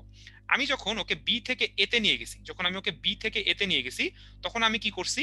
তার বিভব শক্তি কিছুটা বৃদ্ধি করছি, আমি তার বিভব শক্তি বৃদ্ধি করছি, এবং তার গতিশক্তি কি হয়েছে? হ্রাস হয়েছে। তাইলে আমাদের এখানে আমি যদি দেখি যে আমার এখানে বিভব শক্তির পরিবর্তন, পরিবর্তন, এখন তুমি একটা জিনিস চিন্তা করো ভাইয়া, যদি এখানে কোনো ঘর্ষণ বল না থাকতো তাহলে আমার বিভব শক্তির পরিবর্তন এবং গতিশক্তির পরিবর্তন কিন্তু কি হইতো, সমান হইতো, তাই না? যতটুকু আমার গতিশক্তি, যতটুকু আমার বিভব শক্তির পরিবর্তন হয়েছে অতটুকুই আমার গতিশক্তির পরিবর্তন হইতো। শক্তি সংরক্ষণশীলতা যদি আমাদের এখানে ঘর্ষণ বল শূন্য হইতো, যদি আমাদের এখানে ঘর্ষণ বল শূন্য হইতো, ঘর্ষণ বল না থাকলে তাহলে আমরা শক্তির সংরক্ষণশীলতা অনুযায়ী বলতে পারতাম যে বিভব শক্তির পরিবর্তন ইকুয়ালস টু হলো আমার গতিশক্তির পরিবর্তন। এখন আমাদের এখানে যেহেতু ঘর্ষণ বল আছে, তাই বিভব শক্তির পরিবর্তন ইকুয়ালস টু গতিশক্তির পরিবর্তন হবে না, কিছুটা অংশ কি হয়ে যাবে, ঘর্ষণের মধ্যে লস হয়ে যাবে। তাহলে আমরা একটু দেখি যে এখানে আমাদের আসলে কতটুকু লস হয়। তাহলে আমাকে আগে দেখতে হবে বিভব শক্তির পরিবর্তন, বিভব শক্তির বৃদ্ধি, বিভব শক্তিটা বৃদ্ধি পাবে আর গতিশক্তিটা হ্রাস পাবে, তাই না? তাহলে বিভব শক্তির বৃদ্ধি কতটুকু, বিভব শক্তির বৃদ্ধি হলো mgh, mgh। তাহলে mgh কত, বস্তুর ভর আমাদের 1 কেজি, জি হলো আমাদের 9.8, আর উচ্চতা কত আমাদের 2 মিটার, উচ্চতা হলো 2 মিটার। এতটুকু হলো আমার বিভব শক্তির বৃদ্ধি। আর তাহলে গতিশক্তি আমার যদি শক্তির সংরক্ষণশীলতা মানতো, মানে যদি আমাদের ঘর্ষণ বল না থাকতো, তাহলে যতটুকু আমার বিভব শক্তি বৃদ্ধি পায় অতটুকুই কি হওয়ার কথা, গতিশক্তি হ্রাস হওয়ার কথা, অতটুকুই গতিশক্তি হ্রাস হওয়ার কথা। কিন্তু আমরা এখানে দেখছি গতিশক্তি কতটুকু হ্রাস পাচ্ছে, 20 জুল পরিমাণ হ্রাস পাচ্ছে, অর্থাৎ দুইটা আমার সমান না, তাই না? দুইটা আমার সমান না। আমার যতটুকু গতিশক্তি হ্রাস পায় বিভব শক্তির বৃদ্ধি আসলে অতটুকু হয় না, মানে কিছুটা লস হয়ে গেছে, তাই তো? কিছুটা লস হয়ে গেছে। এটা আমাদের কত, 9.8 ইন্টু 2, অর্থাৎ আমাদের 19.6, 19.6। তার মানে আমরা 20 জুল গতিশক্তি হ্রাস করতে পারছি, কিন্তু বিভব শক্তি 20 জুল পরিমাণ বাড়াইতে পারিনি, মাত্র 19.6 জুল পরিমাণ বাড়াইতে পারছি। তাহলে আমাদের লস হয়েছে কত, বিভব শক্তির মানে আমাদের ফ্রিকশনের কারণে লস হয়েছে কত, 20 হ্রাস করছি কিন্তু বৃদ্ধি করছি মাত্র 19.6, অর্থাৎ আমাদের 0.4 পরিমাণ কোথায় লস হয়ে গেছে, ফ্রিকশনে লস হয়ে গেছে, ফ্রিকশনে লস হয়ে গেছে। আশা করি আমরা বুঝতে পারছি, আশা করি বুঝতে পারছি। এটা খুব কঠিন কিছু না, জাস্ট আইডিয়াটা বুঝলেই হয় যে সাধারণভাবে ঘর্ষণ বল না থাকলে বিভব শক্তির পরিবর্তন ইকুয়ালস টু গতিশক্তির পরিবর্তন, অর্থাৎ যতটুকু গতিশক্তি হ্রাস পায় অতটুকুই বিভব শক্তি বৃদ্ধি পায়। এমনটাই হওয়ার কথা ছিল, হয় নাই কারণ ঘর্ষণ আছে, সেটাই আমরা পার্থক্য থেকে বের করছি। আশা করি আমরা বুঝছি। পরেরটায় চলে যাই। পরেরগুলো এত ঝামেলার কিছু না। 2 কেজি 8 কেজি ভরের বস্তু পরস্পর বিপরীত দিকে আসছে, স্থিতিস্থাপক সংঘর্ষ হয়েছে, সংঘর্ষের পরে একই দিকে এত বেগে চলছে, আপেক্ষিক বেগ কত ছিল। তো এটা আমাদের একটা বুঝার মতো বিষয় যে আমাদের যখন যখন একটা স্থিতিস্থাপক সংঘর্ষ হয় তখন সেটা দুইটা সূত্র মেনে চলে। কি কি, m1u1 plus m2u2 equals to m1v1 plus m2v2। এটা হলো আমাদের ভরবেগের সংরক্ষণশীলতা। আরেকটা সূত্র মেনে চলে, সেটা হলো আমার গতিশক্তির সংরক্ষণশীলতা, m1u1 square plus half of m2u2 square equals to m1v1 square half of m1v1 square plus half m2v2 square. মানে শুরুর মোট গতিশক্তি ইকুয়ালস টু শেষের মোট গতিশক্তি। এই দুইটা লাইন থেকে দেখানো যায়, দুইটা লাইন থেকে কি প্রমাণ করা যায়, দেখানো যায় যে u1 minus u2 equals to v2 minus v1। এখন তুমি দেখতে পাচ্ছ এই u1 মাইনাস u2 এটা কিন্তু আমাদের আপেক্ষিক বেগ, এগুলা কিন্তু আমাদের আপেক্ষিক বেগ। অর্থাৎ যখন আমাদের স্থিতিস্থাপক সংঘর্ষ হয় তখন আসলে আপেক্ষিক বেগের কোনো পরিবর্তন হয় না, বরং আপেক্ষিক বেগের শুধু দিকের পরিবর্তন হয়। আমি এটাকে এভাবে লিখি তাহলে বুঝতে সুবিধা হবে। এটা হলো মাইনাস v1 মাইনাস v2। আপেক্ষিক বেগের মানের পরিবর্তন হয় না, শুধু দিকের পরিবর্তন হয়। অর্থাৎ সংঘর্ষের পরে আমি বেগগুলো জানি 5 এবং 6, 5 এবং 6 একই দিকে, তাহলে আমি দুটোকে যদি বিয়োগ করি তাহলে আমি কত পাবো, 1। তাহলে সংঘর্ষের আগে আপেক্ষিক বেগও আসলে সেম ছিল, সংঘর্ষের পরের আপেক্ষিক বেগ এবং সংঘর্ষের আগের আপেক্ষিক বেগ। এটা যদি তোমার জানা থাকে খুব ভালো, যদি না জানা থাকে তাহলে এটা জেনে নাও, খুবই কাজে দেয় এবং খুবই গুরুত্বপূর্ণ একটা কনসেপ্ট। আচ্ছা, তো এই সূত্রটা মনে রাখো, u1 minus u2 equals to minus v1 minus v2। ঠিক আছে, আপেক্ষিক বেগের মানের পরিবর্তন হয় না, শুধু দিকের পরিবর্তন হয়। 40 মিটার উঁচু দালান হতে একটি বল ছেড়ে দেওয়া হলো, 20 মিটার উচ্চতায় বল। এটা দেখা, এটা করার কিচ্ছু নাই, এটা করার কিচ্ছু নাই। এটা দেখো, তোমার জাস্ট আইডিয়াটা ক্লিয়ার থাকলেই হবে। কিভাবে, যে তুমি কি করছো, 20 মিটার উচ্চতা থেকে কি করছো, সরি 40 মিটার উচ্চ থেকে ছেড়ে দিছো, যত নিচে যাবে তত তার কি হবে, বিভব শক্তিটা গতিশক্তিতে রূপান্তরিত হবে। যখন সে একেবারে উপরে থাকে তখন তার সম্পূর্ণ শক্তিটাই থাকে বিভব শক্তি, যখন সে একেবারে মাটিতে চলে আসে সম্পূর্ণ শক্তিটাই হয়ে যায় গতিশক্তি। মাঝখানে ধীরে ধীরে বিভব শক্তি থেকে গতিশক্তিতে রূপান্তরিত হয়, যেটা আমরা বললাম যে যতটুকু বিভব শক্তি হ্রাস পায় অতটুকুই গতিশক্তি বৃদ্ধি পায় সাধারণ অবস্থায় যদি ঘর্ষণ বল না থাকে। আচ্ছা, তাহলে কথা হলো যখন ঠিক মাঝপথে আসবে তখন কিন্তু অর্ধেক রূপান্তর সম্পন্ন হবে, অর্থাৎ অর্ধেক স্থিতিশক্তি গতিশক্তিতে রূপান্তরিত হয়েছে। তার মানে এখানে আমাদের যতটুকু বিভব শক্তি থাকবে অতটুকুই কিন্তু গতিশক্তি থাকবে, মানে বিভব শক্তিটা হ্রাস পাচ্ছে, গতিশক্তিটা বৃদ্ধি পাচ্ছে। ঠিক মাঝখানে আমার বিভব শক্তি ইকুয়ালস টু গতিশক্তি। ঠিক আছে, এটা তুমি অঙ্ক করেও দেখাইতে পারো, বাট অঙ্ক করার চেয়ে এটা কনসেপচুয়ালি বোঝাটাই বেশি সহজ। পরে চলে যাই, 5 কেজি, একটি বস্তুর ভর 5 কেজি, 30 মিটার উপর থেকে নিচে ফেলে দেওয়া হলো, মাটি স্পর্শ করার মুহূর্তে গতিশক্তি কত? তো এটাও কোনো ঝামেলার কিচ্ছু না, এটা ঝামেলার কিচ্ছু না। তুমি একটা বস্তুকে উচ্চতা থেকে যদি ফেলো, এখানে তার যে পরিমাণ স্থিতিশক্তি থাকে, এই স্থিতিশক্তিটাই যখন মাটিতে চলে আসে, আমি তোমাকে একেবারে শুরুতেও বললাম যে স্থিতিশক্তির হ্রাস ইকুয়ালস টু গতিশক্তির বৃদ্ধি, বা উল্টাটাও বলা যায়, গতিশক্তির হ্রাস ইকুয়ালস টু স্থিতিশক্তির বৃদ্ধি। তাহলে এখানে যখন আমার পুরোটা স্থিতিশক্তি কিসে রূপান্তরিত হবে, যখন মাটি স্পর্শ করবে, তখন পুরো স্থিতিশক্তিটাই গতিশক্তিতে রূপান্তরিত হবে। তার মানে ইকে ইকুয়ালস টু ডিরেক্টলি এমজিএইচ, পুরো স্থিতিশক্তি গতিশক্তি রূপান্তরিত হবে। তাহলে 5, 9.8, উচ্চতা হলো 30। ব্যাস, যেটা আসে সেটা, এটা বি অ্যান্সার, এত কিছু করার দরকার নেই। একটি স্প্রিং এর স্প্রিং ধ্রুবক 10 নিউটন/মিটার, হালকা ভর যুক্ত করায় 2 সেন্টিমিটার বিস্তারে দুলতে থাকে, গড় গতিশক্তি কত? তাহলে আমাকে আগে দেখতে হবে যে একটা স্প্রিং এর মোট গতিশক্তি কি। মোট গতিশক্তি হলো হাফ কে এ স্কোয়ার, মোট গতিশক্তি হাফ কে এ স্কোয়ার। তাহলে এখান থেকে আমরা হাফ কে এ স্কোয়ার করে মোট গতিশক্তি বের করতে পারি। কে কত? 10, আর এ কত? এ হলো আমাদের 2 সেন্টিমিটার। তাহলে 2 কে 100 দিয়ে ভাগ দিবা নাকি, 2 কে 100 দিয়ে ভাগ দিবা, তার উপর একটা স্কোয়ার বসাবা। আচ্ছা, ভালো কথা। তাহলে এখান থেকে আমরা কত পাই? আমরা দেখতে পাই যে মোট গতিশক্তি এটা হলো 2 মিলি জুল, মিলি মানে 10⁻³ আর কি, 10⁻³ এত জুল। আচ্ছা, ভালো কথা। এখন কথা হইলো, তোমাকে কি মোট গতিশক্তি, মোট শক্তি বের করতে বলছে? না, গড় গতিশক্তি। তো এই মোট গতিশক্তির গড়ে, গড়ে অর্ধেক থাকে হইলো আমার বিভব শক্তি, আর অর্ধেক থাকে হইলো গতিশক্তি। সবসময় কিন্তু অর্ধেক অর্ধেক না, গড়ে অর্ধেক বিভব শক্তি, অর্ধেক গতিশক্তি। তাহলে আমাদের গড় গতিশক্তি, গড় গতিশক্তি কিন্তু আমাদের এই টোটাল শক্তির অর্ধেক। তাহলে মানে এই 2 মিলিজুলের অর্ধেক, 2 মিলিজুলের অর্ধেক কত? 1 মিলিজুল। ব্যাস, আমাদের এই পোর্শনটা শেষ। তাহলে পরেরটায় চলে যাচ্ছি, দেখো কি বলছে। আনুভূমিক ভাবে 2 কেজি ভরের গতিশীল বস্তু 8 মিটার/সেকেন্ড বেগে দেয়ালে ধাক্কা দেয়, ধাক্কা খেয়ে ফেরত আসে কতটুকু বল? তাহলে আমাদের বল মানে কি? বল মানে আমরা জানি, বল মানে আমরা কি জানি? এম এ, এম এ, বা এটাকে আমরা কি বলতে পারি? এম এ মানে কি? ত্বরণ। ত্বরণ মানে কি? শেষ বেগ মাইনাস আদি বেগ ডিভাইডেড বাই টাইম। এভাবে আমরা বের করতে পারি। এখন আমাকে একটু প্লাস মাইনাসটা খেয়াল রাখতে হবে। বস্তু যখন, এই বলটা যখন আমার দেয়ালের দিকে গেছে, তখন তার বেগ হলো 8, আবার যখন ফেরত আসছে তখন তার বেগ হলো 2। এখন একটু খেয়াল করব আমরা, যখন সে গেছে সেই সময়কার বেগটাকে যদি আমরা প্লাস বলি, যখন সে ফেরত আসবে সেই সময়ের বেগকে কিন্তু আমাকে মাইনাস নামে ডাকতে হবে। এটা একটু মাথায় রাখতে হবে, যে কোনো একটাকে প্লাস, যে কোনো একটাকে মাইনাস বলে ডাকতে হবে। তাইলে আমি এখানে যেভাবে ডাকছি, তা আমার ভরে বলের বল, এখানে ভরটা কত? 2 কেজি। আমাদের ভি কত? ভি হলো আমরা বলছি -2, আর ইউ কত বলছি? ইউ বলছি 8, আর সময় কত? 0.4। তো এখান থেকে আমরা বলটা পাবো। বলের মানটা নেগেটিভ আসবে। মাইনাস দিয়ে কি বুঝাবে? মাইনাস দিয়ে বুঝাবে দিক। আমার কাছে তো চাইছে শুধু বলের মান, আমার কাছে চাইছে বলের মান। সো আমার দিক নিয়ে মাথা ব্যথার কিছু নাই, এখানে যে মানটা আসবে সেটাই হলো আমার দেখার বিষয়। মানটা আমার এখানে আসবে হলো 50 নিউটন। তাহলে আমার অ্যান্সার কত? 50 নিউটন। মানটা আমরা বের করে ফেলছি। আচ্ছা, এখন আমরা পরের অংশে চলে যাই, যে আমাদের স্প্রিংকে টেনে এত প্রসারিত করতে 10 নিউটন বল প্রয়োজন হয়, তাহলে কাজ কত?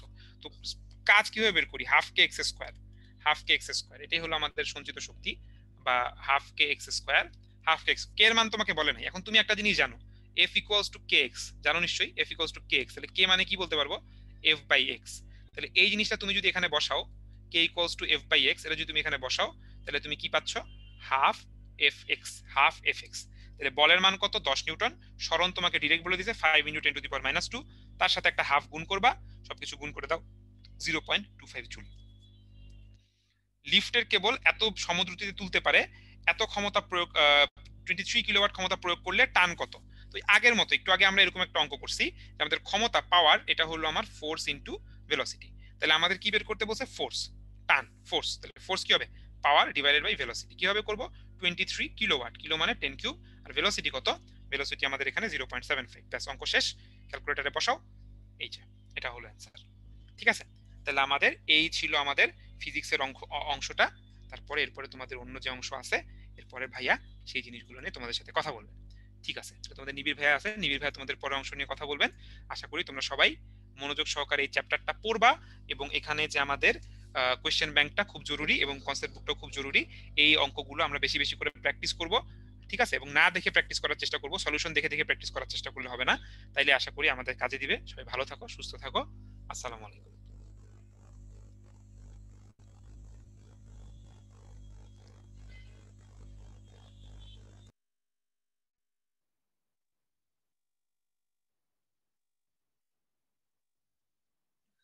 আসসালামু আলাইকুম সবাইকে। আম, আমি আছি তোমাদের সাথে। আমার নাম হচ্ছে মোহাম্মদ শফিকুল ইসলাম নিবিড়। পড়াশোনা করছি ঢাকা বিশ্ববিদ্যালয়ে জেনেটিক ইঞ্জিনিয়ারিং অ্যান্ড বায়োটেকনোলজি ডিপার্টমেন্টে। ভাইয়া সংক্ষিপ্ত পরিচয় দিয়ে নিলাম তোমাদের সাথে। যথারীতি হচ্ছে আমি আজকে হাজির হয়েছি আবার সেই তোমাদের কেমিস্ট্রি এবং বায়োলজি পার্টটুকু নিয়ে। তো শুরুতে হচ্ছে ভাইয়া কিছু কেমিস্ট্রির বিষয় নিয়ে আলোচনা করে তারপর হচ্ছে আমরা বায়োলজির কিছু অবজেক্টিভ হচ্ছে ঝটপট হচ্ছে সলভ করে ফেলবো। ওকে, তো চলো আমরা কথা না বাড়িয়ে হচ্ছে আমরা শুরু করে দিই। প্রথমেই আসি, কেমিস্ট্রির যে রিটেন পোর্শনটুকু আমাদের ছিল সেটা নিয়ে আমরা আলোচনা করব। আমরা C4 তোমাদের অলরেডি জানো যে সেখানে কিন্তু আমরা রাসায়নিক পরিবর্তনের যে অম্ল ক্ষারক সাম্যাবস্থা এটা নিয়ে কিন্তু পড়েছিলাম। ওকে, এবং সেই রিলেটেড কিন্তু হচ্ছে আমাদের হ্যান্ডারসন হ্যাসেলবাখের যে বাফারের যে সলিউশন ওগুলো কিন্তু অনেক বেশি বেশি কিন্তু আসবে আমাদের পরীক্ষায়, এবং ধরে নিতে পারো যে পরীক্ষা এটা থেকে একটা প্রশ্ন আসেই। হ্যাঁ, তো এই জন্য হচ্ছে এই চ্যাপ্টারটা খুবই ইম্পর্টেন্ট। এবং দেখো প্রথম যে প্রশ্ন হচ্ছে তোমাদের রেখেছি, এই টাইপের প্রশ্নগুলো হচ্ছে একটু চিন্তা ভাবনা করতে হয়, যদিও এই জিনিসগুলো হচ্ছে তোমাদের অনেকটা মিলে হচ্ছে পরিমাণগত রসায়নের সাথে, কিন্তু তারপর হচ্ছে এখানে দিয়ে রাখার ফলে আমরা যেটা করতে পারি এখান থেকে হচ্ছে আমরা হিসাবগুলো করতে পারি। ওকে, তো প্রথমে আসি, আমাকে যেটা বলা হয়েছে যে এ হচ্ছে একটা পাত্র দেওয়া আছে, বি হচ্ছে আরেকটা পাত্র দেওয়া, এবং এই দুটাকে যোগ করলে হচ্ছে আমরা সি পাত্রটা পাই। ওকে, তার মানে হচ্ছে এইখানে যেটা ছিল আমাদের সালফিউরিক অ্যাসিড এবং এখানে যে সোডিয়াম হাইড্রোক্সাইড ছিল তারা হচ্ছে একে অপরের সাথে মিশানো হয়েছে কিতে, আমাদের সি পাত্রের মধ্যে। বলা হয়েছে সি পাত্রের দ্রবণের পিএইচ এর মানটা হচ্ছে 0.4। মানে এটা করতে অতিরিক্ত কত আয়তন সেমিমোলার H2SO4 যোগ করতে হবে। তোমাদেরকে কিন্তু ভাই এই কথাগুলো জানতে হবে যে সেমি কথার মানে হচ্ছে কিন্তু অর্ধেক। তার মানে যখন সেমিমোলার কথাটা তোমাকে বলবে তখন বুঝে নিবে ওইটা আসলে আমাদের কত মোলার, 0.5 মোলার। যখন তোমাদেরকে বলবে যে ডেসিমোলার, ডেসি কথার মানে হচ্ছে 1/10, মানে 10 ভাগের 1 ভাগ। তাহলে এটা দিয়ে বুঝে নিবা কত, 0.1 মোলার। এই কথাগুলো কিন্তু আমাদের বুঝে নিতে হবে। তাহলে আমাদেরকে জানতে চাওয়া হয়েছে যে কত আয়তন। আসলে এখানে আমাদের কি করতে হবে, অতিরিক্ত সালফিউরিক অ্যাসিড দিলে তার পিএইচটা আমাদের 0.4 হবে। ওকে, তাহলে দেখো আমরা খুব আস্তে আস্তে করে এই ব্যাপারগুলো একটু একটু একটু করে সলভ করার চেষ্টা করি। প্রথমেই সবার আগে আসি যে আমরা এই যে সোডিয়াম হাইড্রোক্সাইড আর যে সালফিউরিক অ্যাসিড যে আমরা একসাথে মিশাচ্ছি, তাহলে তার তো আসলে কি একটা প্রশমন বিক্রিয়া হবে, তাই না? তাহলে সোডিয়াম হাইড্রোক্সাইড যখন হচ্ছে আমাদের সালফিউরিক অ্যাসিডের সাথে বিক্রিয়া করবে, তাহলে বিক্রিয়াটা কেমন হবে দেখতে, সোডিয়াম সালফেট তৈরি হচ্ছে, তার সাথে হচ্ছে আমাদের কি পানি তৈরি হচ্ছে, তাই না? এটা আমরা সবাই জানি। তাহলে কি বুঝলা যে এখানে এটা কিন্তু আমাদের লাগতেছে 2 মোল, আর এটা লাগতেছে আমাদের কয় মোল, 1 মোল। তাহলে 2 মোলের সাথে কিন্তু 1 মোল কিন্তু এখানে বিক্রিয়া করতেছে, তাই না?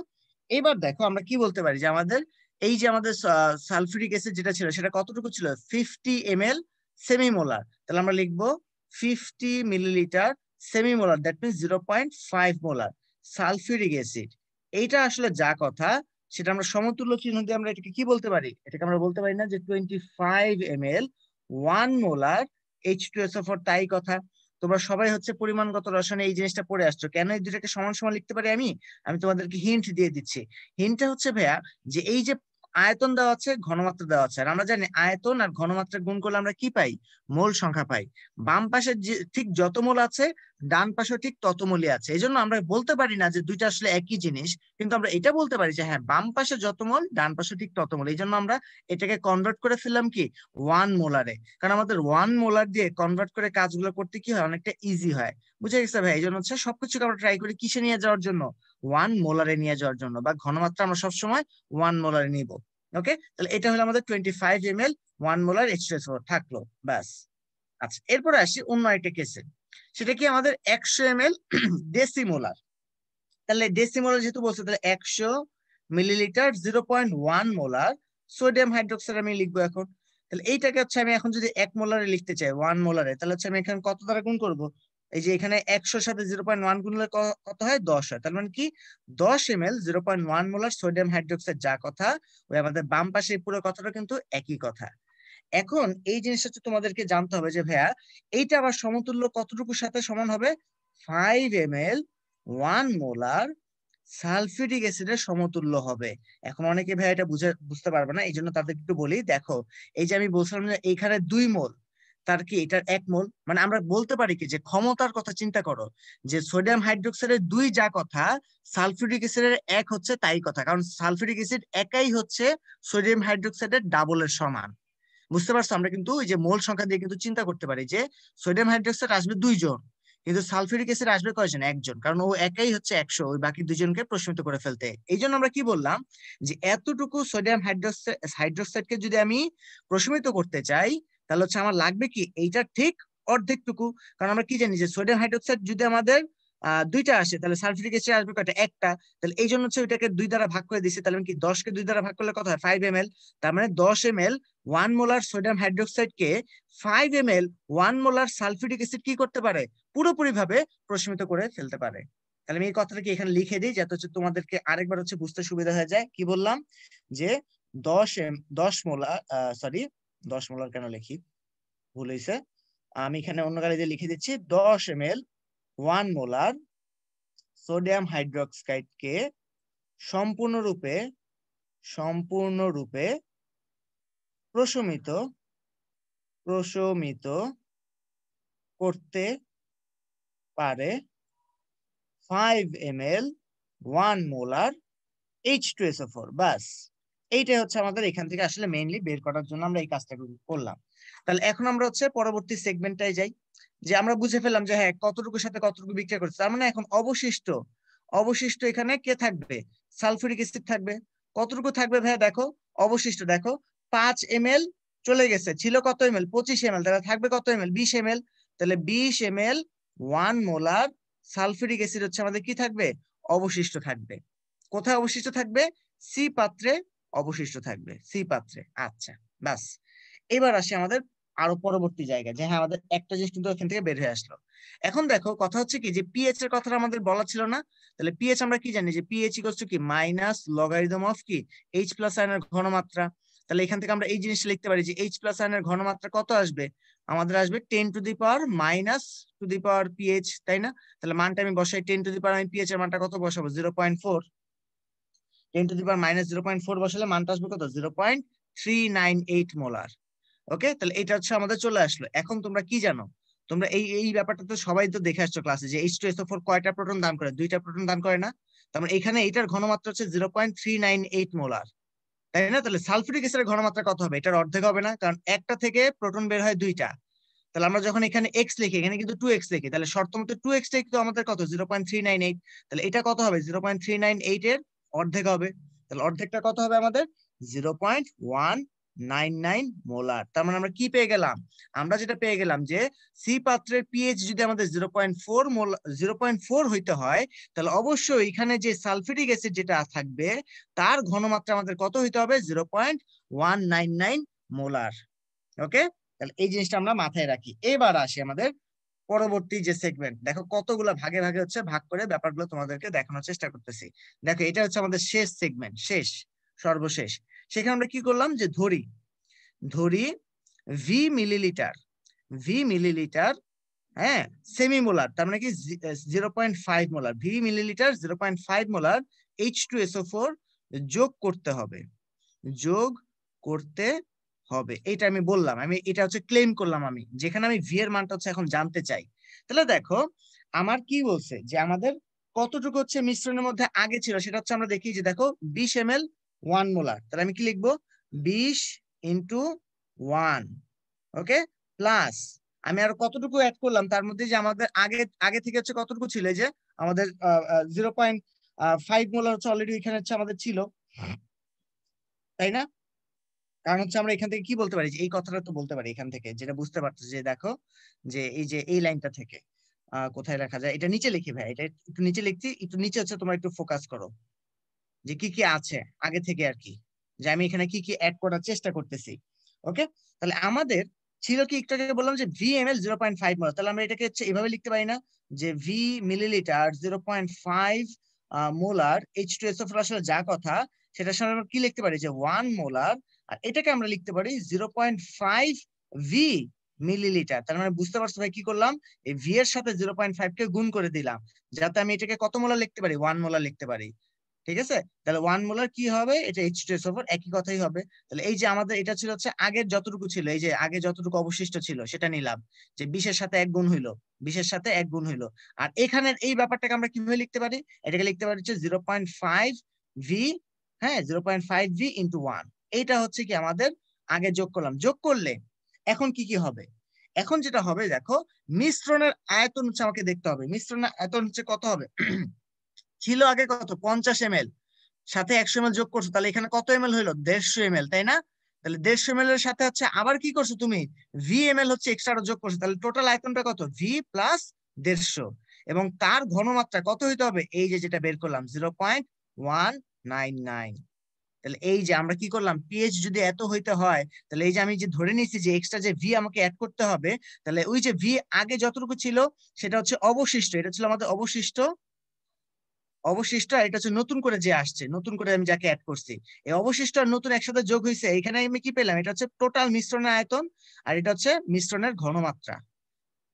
হ্যাঁ, এই দুইটাই কার জন্য আমি উপরে লিখে দিচ্ছি, মিশ্রণের জন্য, মিশ্রণের আয়তন, মিশ্রণের ঘনমাত্রা। ওকে, দেন এখান থেকে আমরা সলভ করলে কার মানটা পেয়ে যাব? ভি এর মানটা পেয়ে যাব। আর যদি ক্যালকুলেশনটা ঠিক মতো করো তাহলে দেখবে যে এখানে মানটা আসবে আমাদের 32.72 মিলিলিটার। এখন অনেকেরই প্রশ্ন আসতে পারে যে ভাই আপনি মিলিলিটার কি এখানে লিটারে কেন নেন নাই? কারণ হচ্ছে কি ভাই, এখানে দুই পাশে মিলিলিটার থাকলে কাটাকাটি চলে যাবে, তো এই জন্য হচ্ছে আমাদের অ্যান্সারটাও মিলিলিটারে আসবে। কিন্তু নর্মাল নিয়মটা হচ্ছে মোল সংখ্যা বের করার জন্য আমরা যেটা ইউজ করি, এস ইন্টু ভিএল, মানে আয়তনটাকে লিটার ইউনিটে আমাদেরকে নিতে হয়। ঠিক আছে? তো এই টাইপের ম্যাথ গুলো মনে হয় যে তোমাদেরকে ক্লাসে করানো হয়নি, এই জন্য হচ্ছে ভাইয়া হচ্ছে এটার উপর একটু বেশি জোর দিয়ে বুঝালাম, যাতে হচ্ছে তোমরা এই টাইপের ম্যাথ গুলো কিন্তু হর হামেশাই করবে। কোথায়? পরিমাণগত রসায়ন চ্যাপ্টারটা যখন তোমাদেরকে পড়ানো হবে তখন। ওকে, তো যদিও ওই চ্যাপ্টারের সাথে এই চ্যাপ্টার হচ্ছে একটু মার্জ করা হয়েছে, কারণ এখানে পিএইচ বলে একটা ব্যাপার কথা বলা আছে, দ্যাটস আমরা বলতে পারি যে এখানে এই টাইপের ম্যাথটা এখানে দেওয়া যায়। তো এই জন্য হচ্ছে তোমরা আশা করি অনেকে হচ্ছে এই জিনিসটা ভুল করতে পারো, এই জন্য হচ্ছে তোমাদেরকে এটা খুব সহজ হচ্ছে বুঝাই দেওয়ার চেষ্টা করলাম। এরপরে আসি পরবর্তী আমাদের প্রশ্নটা। এরপরে এগুলো খুবই সহজ, সময় লাগবে না বেশি আমাদের, কারণ হচ্ছে এগুলা ক্লাসের ফর্মুলা পড়েই ফেলছো। এখানে কি লেখা আছে? 1 লিটার, ভালো কথা। তারপর বলছে আয়তনে ইথানোয়িক অ্যাসিডের দ্রবণে এতটুকু সোডিয়াম ইথানয়েড ইউজ করছে, তার মানে এটা হচ্ছে সল্টের মোল সংখ্যা।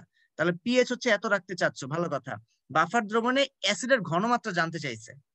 ঠিক আছে, তাহলে দেখো তুমি কি করবা, তুমি হচ্ছে সূত্র লিখবে। সূত্র কি মনে আছে? পিএইচ ইকুয়ালস টু কি, pKa plus logarithm of N salt by N acid. এটা পড়ছিল না ক্লাসে? আচ্ছা, এটাকে আমি একটু ভাঙাই। পিকে কে আমরা কি লিখতে পারি? আচ্ছা, পিকে এই রাখি আপাতত। লগারিদম অফ এন সল্ট কে আমরা কি লিখতে পারি? আমরা যেটা লিখতে পারি যে আমরা সবাই জানি এন ইকুয়ালস টু কি, এস ইনটু ভিএল। একটু আগে দেখে আসছি এই সূত্রটা, যে ঘনমাত্রাকে যদি আয়তন দ্বারা গুণ করি তাহলে আমাদের মোল সংখ্যা চলে আসে। তাহলে আমরা লিখতে পারি কি, V salt into S salt. হ্যাঁ, তারপর কি, V acid into S acid. Okay, তাহলে এখন মানগুলো আমরা বসাই দিই, যে পিএইচ এর মানটা কত? 4.23 ইকুয়ালস টু পিকে এর মানটা কত হবে? মাইনাস লগারিদম অফ কে এ, এই যে কে এর ভ্যালুটা দেওয়া আছে 1.8 into 10⁵ okay, plus logarithm of, পুরো মানগুলো একটা একটা করে বসাই, সল্টের আয়তন কত দেওয়া আছে? এই যে দেখো, এত আয়তনের হচ্ছে আমাদের একটা দ্রবণ, তার মানে কি 1 লিটার, যে 1 ইন্টু সল্টের ঘনমাত্রা তো আমাদের দেওয়া নেই, কিন্তু তার মোল সংখ্যাটা দেওয়া আছে, তাই না? তো আচ্ছা, আমরা এখানে একটা কাজ করতে পারি, যেহেতু আমাদের মোল সংখ্যা সরাসরি দেওয়া আছে, মোল সংখ্যা এখানে যত সেটাই কিন্তু আমাদের ঘনমাত্রা আসবে, মানে 0.3057 এটাই কিন্তু আসবে। মানে যারা কিনা এই ব্যাপারটা ধরতে পারে না, ভাই এখানে তো আমাদের মোল সংখ্যা দেওয়া আছে, আপনি ঘনমাত্রা কেমনে বের করলেন? ভাই ঘনমাত্রা তো বের করে এভাবে না, যে S equals to N by VL. এখানে এন এর মানটা হচ্ছে কত? 0.3057, আর এখানে ভিটা কত? 1 লিটার। মানে কি, এখানে মোল সংখ্যা যা, ঘনমাত্রাও কি তাই। বুঝা গেছে? এই জন্য হচ্ছে আমি সরাসরি এটাও লিখতে পারি। ভি অ্যাসিড, আমাদের বলছে বাফারের যে দ্রবণের যে আয়তনটা কত? 1 লিটার, তার মানে এটাও লেখা যায় কত? 1 ইন্টু এস অ্যাসিড, এই যেটা হচ্ছে আমি জানতে চাই, তাহলে এটা আমি লিখে রাখলাম এস অ্যাসিড হিসেবেই। তাহলে এটা ক্যালকুলেশন করবা, সুন্দর মতো কার মানটা চলে আসবে? এস অ্যাসিডের মানটা চলে আসবে, যে মানটা হচ্ছে আমাদের সরাসরি দাঁড়াবে এখানে কত? 1.0 মোলার। ঠিক আছে, খুব সুন্দর একটা মান আসে, খুব সহজ একটা মান আসে। এই জন্য হচ্ছে কোনো রকম ভুল করা যাবে না, এবং এটা কিন্তু তোমাদের ক্লাসের টপিকের মধ্যেই কিন্তু একটা প্রশ্ন, এই জন্য হচ্ছে ভাই খুব দ্রুত হচ্ছে এটার উপর দিয়ে চলে গেলাম। পরবর্তী প্রশ্নে আসি। খুবই সুন্দর একটা প্রশ্ন। আগেরটা ছিল হচ্ছে কি আমাদের বাফারের, জাস্ট নর্মালি আমরা করছি কি কি হয় না হয়, এখানে কিন্তু আমাদের দুইটা জিনিস হচ্ছে একসাথে রিভিউ হয়ে যাবে। এখানে একই সাথে আমাদের কি বলছে, পিএইচ এর কি রূপ পরিবর্তন হয়, মানে কি, এই যে আমি যে এক্সট্রা এইচসিএল যে এর মধ্যে অ্যাড করে দিছি, তাহলে এর মধ্যে কি রূপ পরিবর্তন হবে সেটা হচ্ছে আমাকে জানতে হবে এখানে। ওকে, তো যেটা এখানে বলবো তোমাদেরকে, ফার্স্ট অফ অল আমরা যেটা করব, যে অ্যাসিড মিশানোর পূর্বে একটা আমরা চিন্তা করব পূর্বে কত ছিল, আর পরবর্তীতে কত হয়েছে সেটা হচ্ছে আমরা দেখবো। দেন হচ্ছে দুইটার মধ্যে হচ্ছে আমরা পার্থক্য করার চেষ্টা করবো। বুঝা গেছে? তাহলে পূর্বে আসি, সূত্রটা কি ছিল? সূত্রটা ছিল যে pH equals to pKa plus logarithm of n salt by n acid। ওকে, এটা ছিল আমাদের সূত্র। তাহলে আমরা মানগুলো বসাই দিই।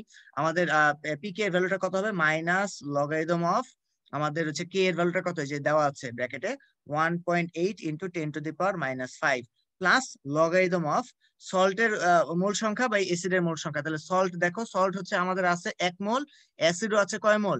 1 মোল। তাহলে উপরেও হবে আমাদের কত? 1, নিচেও হবে আমাদের কত? 1। 1/1 মানে হচ্ছে কত হয়? 0 হয়। তাহলে এখানে মানটা আমাদের কত আসবে? সরাসরি যদি ক্যালকুলেশন করো মানটা আসবে 4.7447 এরকম আসবে মানটা। ওকে, এটা ছিল পূর্বে। পরবর্তীতে আসি। পরবর্তীতে আমাদের কি বলছে? তুমি হচ্ছে এক্সট্রা এখানে কি যোগ করে দিছো? অ্যাসিড যোগ করে দিছো। দেখো অ্যাসিড, এবং তোমরা সবাই দেখতেছো কি, দেখো এটা কিন্তু একটা কি, একটা দুর্বল অ্যাসিড ছিল আর তার একটা লবণ। দুর্বল অ্যাসিড আর তার একটা লবণ, তার মানে কি এটা হচ্ছে একটা অম্লীয় বাফার, তাই না? অম্লীয় বাফার। বইয়ের অনুসারে ভাই কথা বলতেছি যে অম্লীয় বাফার হচ্ছে আমাদের বইয়ে যেটা লেখা ছিল যে 2 রকমের বাফার, একটা হচ্ছে অম্লীয় বাফার, একটা হচ্ছে ক্ষারীয় বাফার। এবং অম্লীয় বাফার ব্যাপারটা কি, যেখানে একটা দুর্বল অম্ল থাকবে এবং তার একটা লবণ থাকবে। যেহেতু আমরা দেখতে পাচ্ছি এখানে আমাদের অ্যাসিটিক অ্যাসিড আছে, যেটা হচ্ছে একটা দুর্বল অম্ল, তার মানে এটা একটা অম্লীয় বাফার তৈরি করবে। তাহলে আমাদের সূত্রটা কি হবে? পিএইচ ইকুয়ালস টু কি, pKa প্লাস লগারিদম অফ, উপরে হবে আমাদের কি, n salt by n acid. কিন্তু এখানে একটা পরিবর্তন আছে। সেটা কিরকম পরিবর্তন? যেহেতু আমি কি করছি, এটার মধ্যে হচ্ছে পাকনামি করছি। একটা কি পাকনামি? আমি বাইরে থেকে একটা স্ট্রং অ্যাসিড নিয়ে আসছি এবং সামান্য পরিমাণে না, খুব ভালো মাত্রায় নিয়ে আসছি। এই জন্য কি হবে, আমাদের পিএইচ এর মানে কিন্তু একটু পরিবর্তন হবে। ওকে, তাহলে আমরা যেটা জানি যে অ্যাসিডের মধ্যে যদি আমি আর অ্যাসিড ঢেলে দেই তাহলে কিন্তু অ্যাসিডের পরিমাণটা বেড়ে যায়। মনে আছে কিনা? অম্লীয় বাফারের মধ্যে আরো অম্ল ঢালতেছো, তার মানে কি হবে? অম্লের পরিমাণ আরো বেড়ে যাবে। তার মানে N acid plus N A R N salt minus N A. কারণ তোমরা সবাই জানো একটা বাড়লে কি হয়, আরেকটা কমে যায়। ঠিক আছে, তাহলে এখন মানগুলো আমরা বসাই দিই। দেখো একটা একটা করে বসাই। কি বসাবো? Minus logarithm of 1.8 into 10⁻⁻5 plus logarithm of, এখন প্রত্যেকটা মান সুন্দর মতো বসাই দেবো। উপরে হচ্ছে 1 মাইনাস 0.07, এখানে হবে কত? 1 প্লাস 0.07। দেখো কতটা ইজি হয়ে গেছে তোমাদের এই যে শর্টকাট সূত্রটা জানার কারণে। কারণ তোমরা তো আগে হচ্ছে সূত্রটা পড়তে কি, সল্টের ঘনমাত্রা বা অ্যাসিডের ঘনমাত্রা, তখন কিন্তু অনেক বেশি প্যারা হইতো। কিন্তু যখন হচ্ছে আমরা এটাকে মোলে কনভার্ট করে ফেললাম, তাহলে এই টাইপের অঙ্কগুলো কিন্তু এখন আমাদের আর কোনো প্যারাই দিবে না। জাস্ট খালি আমরা জাস্ট ফর্মুলা ফেলবো, অঙ্ক হয়ে যাবে। তাহলে এখান থেকে যদি আমরা মানটা ক্যালকুলেট করি, তাহলে এখান থেকে আমাদের যে মানটা আসবে সেটা আসবে হচ্ছে তোমাদের 4.6838 এটা আসবে। ওকে, তাহলে আমাদের সুন্দর মতো আমরা ডেল পিএইচ এর মানটা বের করতে পারবো। ডেল পিএইচ এর মানটা কত হবে? 4.7447 থেকে 4.6838 আমরা বাদ দিয়ে দিই, তাহলে আমাদের মানটা আসবে কত? 0.0609। তাহলে এটাই হচ্ছে কি আমাদের কারেক্ট অ্যান্সার। বুঝা গেছে? তাছাড়াও তোমাদের অ্যান্সারটা যে হয়েছে ভাই, সেটা বুঝতে পারো কিভাবে? এই যে অনেকে হচ্ছে যে এইটা তো খুব সহজে বুঝতে পারতো, কারণ এইখানে log 1 এর মানটা কি আসবে? 0। মানে এই যে এতটুকুর মানটা কি আসবে আমাদের? এই যে ভাইয়া যেটার উপর হচ্ছে পয়েন্টারটা নাড়াচ্ছি, এটুকুর মানটাই হচ্ছে কি আমাদের 4.7447। ওকে, আর বাকি যে আমাদের এই যে মানটা যেটা এখানে বের হয়েছে সেটা কিন্তু কম আসবে। কেন? তুমি একটা সলিউশন, বাফারও তো একটা সলিউশন, তাই না? একটা মিশ্রণ, তার মধ্যে তুমি অ্যাসিড ঢেলে দিছো। আর আমরা কি জানি যে অ্যাসিড ঢেলে ফেললে কি হয়, এখানে পিএইচ এর মান কমে যায়। কিন্তু দেখো এটাই কিন্তু হয়েছে, পিএইচ এর মান কিন্তু কমে গেছে। কারণ পিএইচ এর মান যদি না কমে, যদি বেড়ে যেত, তাহলে বুঝে নিতে যে তোমার অঙ্কটা কি হয়েছে, ভুল হয়েছে। বুঝে গেছে? তাহলে আমাদের পিএইচ এর মানটা কি কমে যাবে, এবং দেখো অ্যান্সারটা কিন্তু কমই আসছে, কমে গেছে। এবং আলটিমেটলি আমাদের এখান থেকে কিন্তু খুব সহজে আমাদের মানটা চলে আসছে, যে আমাদের অ্যান্সারটা হচ্ছে কত? 0.0609। ওকে, আচ্ছা, তাহলে এটা গেল আমাদের 3 নাম্বার। 4 নাম্বার আমরা প্রশ্নে আসি। এখানে কি বলছে? অ্যাসিটিক অ্যাসিড দেওয়া আছে আর হচ্ছে একটা ক্ষার দেওয়া আছে। বলা হয়েছে এই মিশ্রণের পিএইচ কত। মানে বুঝতেই পারতেছে এখানে কি হবে, একটা প্রশমন বিক্রিয়া হয়ে তারপর হচ্ছে বিক্রিয়াটা ঘটবে। তাহলে আমাদের আগে যেটা বের করতে হবে, যে এখান থেকে এন অফ অ্যাসিড, এটার মানটা আগে বের করতে হবে এখান থেকে। সেটা কত লিখবো? এটা হচ্ছে বিফোর, এটা before N of acid, before. ঠিক আছে, এন অফ অ্যাসিড সেটা হচ্ছে কত? 0.1 ইন্টু 15/1000। 1000 দ্বারা ভাগ করলাম এই কারণে, কারণ এটা মিলিলিটারে ছিল। 1000 দ্বারা ভাগ করলে মানে আমাদের সরাসরি হচ্ছে ওই মোলে চলে যাবে আর কি, তাই না? তাহলে এই মানটা আসবে আমাদের 1.5 ইন্টু 10⁻³ এত মোল। আবার তুমি যদি এখান থেকে এন অফ বেস যেটা আছে সেটা যদি বের করতে চাই, তাহলে কত হবে? 0.1 ইন্টু 6/1000। তাহলে এটা যদি মানটা বের করতো, তাহলে হচ্ছে মানটা আসবে 0.6 ইন্টু 10⁻³ এত মোল। তাহলে আমরা কি জানি এখানে একটা বিক্রিয়া ঘটবে, তাই না? কি বিক্রিয়া? CH3COOH কার সাথে বিক্রিয়া করবে? সোডিয়াম হাইড্রোক্সাইডের সাথে। তৈরি করবে কি? সোডিয়াম অ্যাসিটেট বা সোডিয়াম ইথানয়েট, তার সাথে তৈরি হবে আমাদের পানি। তাহলে শুরুতে এটা ছিল হচ্ছে আমাদের 1.5 × 10⁻³ শুরুতে এটা ছিল 0.6 × 10⁻³, এটা ছিল 0, এটা ছিল 0। একটু পরে যেটা দেখা যাবে যে 1.5 × 10⁻³ থেকে 0.6 × 10⁻³ কি হয়ে যাবে? বাদ হয়ে যাবে। তাহলে কি হবে? 0.6 × 10⁻³ থেকে এটাও 0.6 × 10⁻³ বাদ হয়ে যাবে। তাহলে নতুন করে এটা তৈরি হবে কত? 0.6 × 10⁻³, এটাও তৈরি হবে 0.6 × 10⁻³ তাহলে এখান থেকে আমাদের অবশিষ্ট কতটুকু অ্যাসিড হচ্ছে থাকলো? তাহলে আমরা এই একটা থেকে আরেকটাকে হচ্ছে আমরা বাদ দিতে পারবো। তাহলে আমাদের অবশিষ্ট অ্যাসিড হচ্ছে এতটুকু থাকবে। তাহলে 1.5 থেকে 0.6 যদি আমরা বাদ দিই কত হয়? 15 থেকে 6 গেলে 9 হয়। তার মানে 0.9 × 10⁻³ আর এখানে আমাদের এটা হয়ে যাচ্ছে কত? 0। তাহলে আমাদের কোনো এই ব্যাপার স্যাপার নাই। আর এই যে আমাদের যে লবণটুকু কতটুকু আছে? 0.6 × 10⁻³ তাহলে দেখো আমাদের লাগবে তো কি অ্যাসিড পরিমাণটা, এইটা হচ্ছে আমাদের কি এন অফ অ্যাসিড, আর এটা হচ্ছে কি আমাদের এন অফ সল্ট। বুঝা গেছে ভাই? এই যে এই জন্য হচ্ছে তোমাদেরকে এখানে বিফোর কথা লিখছে, মানে আগে যতটুকু অ্যাসিড ছিল সেটা দিয়ে আমাদের কোনো কাজ নাই, পরবর্তীতে সাম্যাবস্থায় কতটুকু অ্যাসিড আছে সেটা দিয়ে আমাদের কাজ। তাহলে এখন আমরা সূত্রটা বসাই দিই। সূত্র কি? PH equals to pKa plus logarithm of N salt by N acid. তাহলে মানগুলো বসাই দিব। মানটা কত আসবে? মাইনাস লগারিদম অফ, আচ্ছা এখানে আমাদের কোনো কিছু সরাসরি পিক এর ভ্যালুটা দেওয়াই আছে, কেন লগারিদম বসাবো? দেখো লেওয়া আছে কত? 4.74, তাহলে বসাবো 4.74 প্লাস লগারিদম অফ সল্টের পরিমাণটা কত? এইটা 0.6 × 10⁻³ আর অ্যাসিডের পরিমাণ হচ্ছে এইটা 0.9 × 10⁻³। তাহলে এখান থেকে হচ্ছে আমাদের কিসের মান বেড়ে আসবে? আমাদের সরাসরি যে মানটা আমরা জানতে চাচ্ছি সেটা কিন্তু বেড়ে আসবে কত? আসবে 4.56। ওকে, এটা হচ্ছে আমাদের কারেক্ট অ্যান্সার। একদম হুবহু তোমাদের এরকম টাইপের একটা ম্যাথ কিন্তু তোমাদেরকে ক্লাসও করিয়ে দেওয়া হয়েছিল। তো আশা করি হচ্ছে সবাই হচ্ছে এই টাইপের ম্যাথটা কিন্তু ধরতে পেরেছো যে কিভাবে হচ্ছে আমরা সলভ করব। তাহলে ফার্স্ট অফ অল এটা কি? এটা হচ্ছে আমাদের বানিয়ে নিতে হয় এই টাইপের বাফার সলিউশন গুলা, যেখানে হচ্ছে একটা দুর্বল থাকে একজন, আরেকজন থাকে হচ্ছে সবল। মানে এটা হচ্ছে আমাদের কি দুর্বল আর এটা হচ্ছে আমাদের কি সবল। যেখানে আমরা সবাই জানি যে দুর্বলের পরিমাণটা কি হইতে হয়? বেশি হইতে হয়, সবলের পরিমাণটা কম হইতে হয়। তাতে কি হয়? আমাদের অবশিষ্ট যেই ব্যাপারটা থাকে সেটা কিন্তু দুর্বলে কিন্তু অবশিষ্ট থাকে, আর তার সাথে কি থাকে? একটা লবণ থাকে। পরবর্তীতে এই যে দুর্বল অ্যাসিড আর লবণ মিলে আমাদের কি তৈরি করবে? একটা বাফার দ্রবণ তৈরি করতে পারবে, যার একটা পিএইচ আমরা হেন্ডারসন-হ্যাসেলবার্গ সমীকরণ থেকে বের করতে পারবো। আমাদের শেষ কেমিস্ট্রির যে রিটেন প্রশ্ন সেটা হচ্ছে আমরা একটু দেখে ফেলি।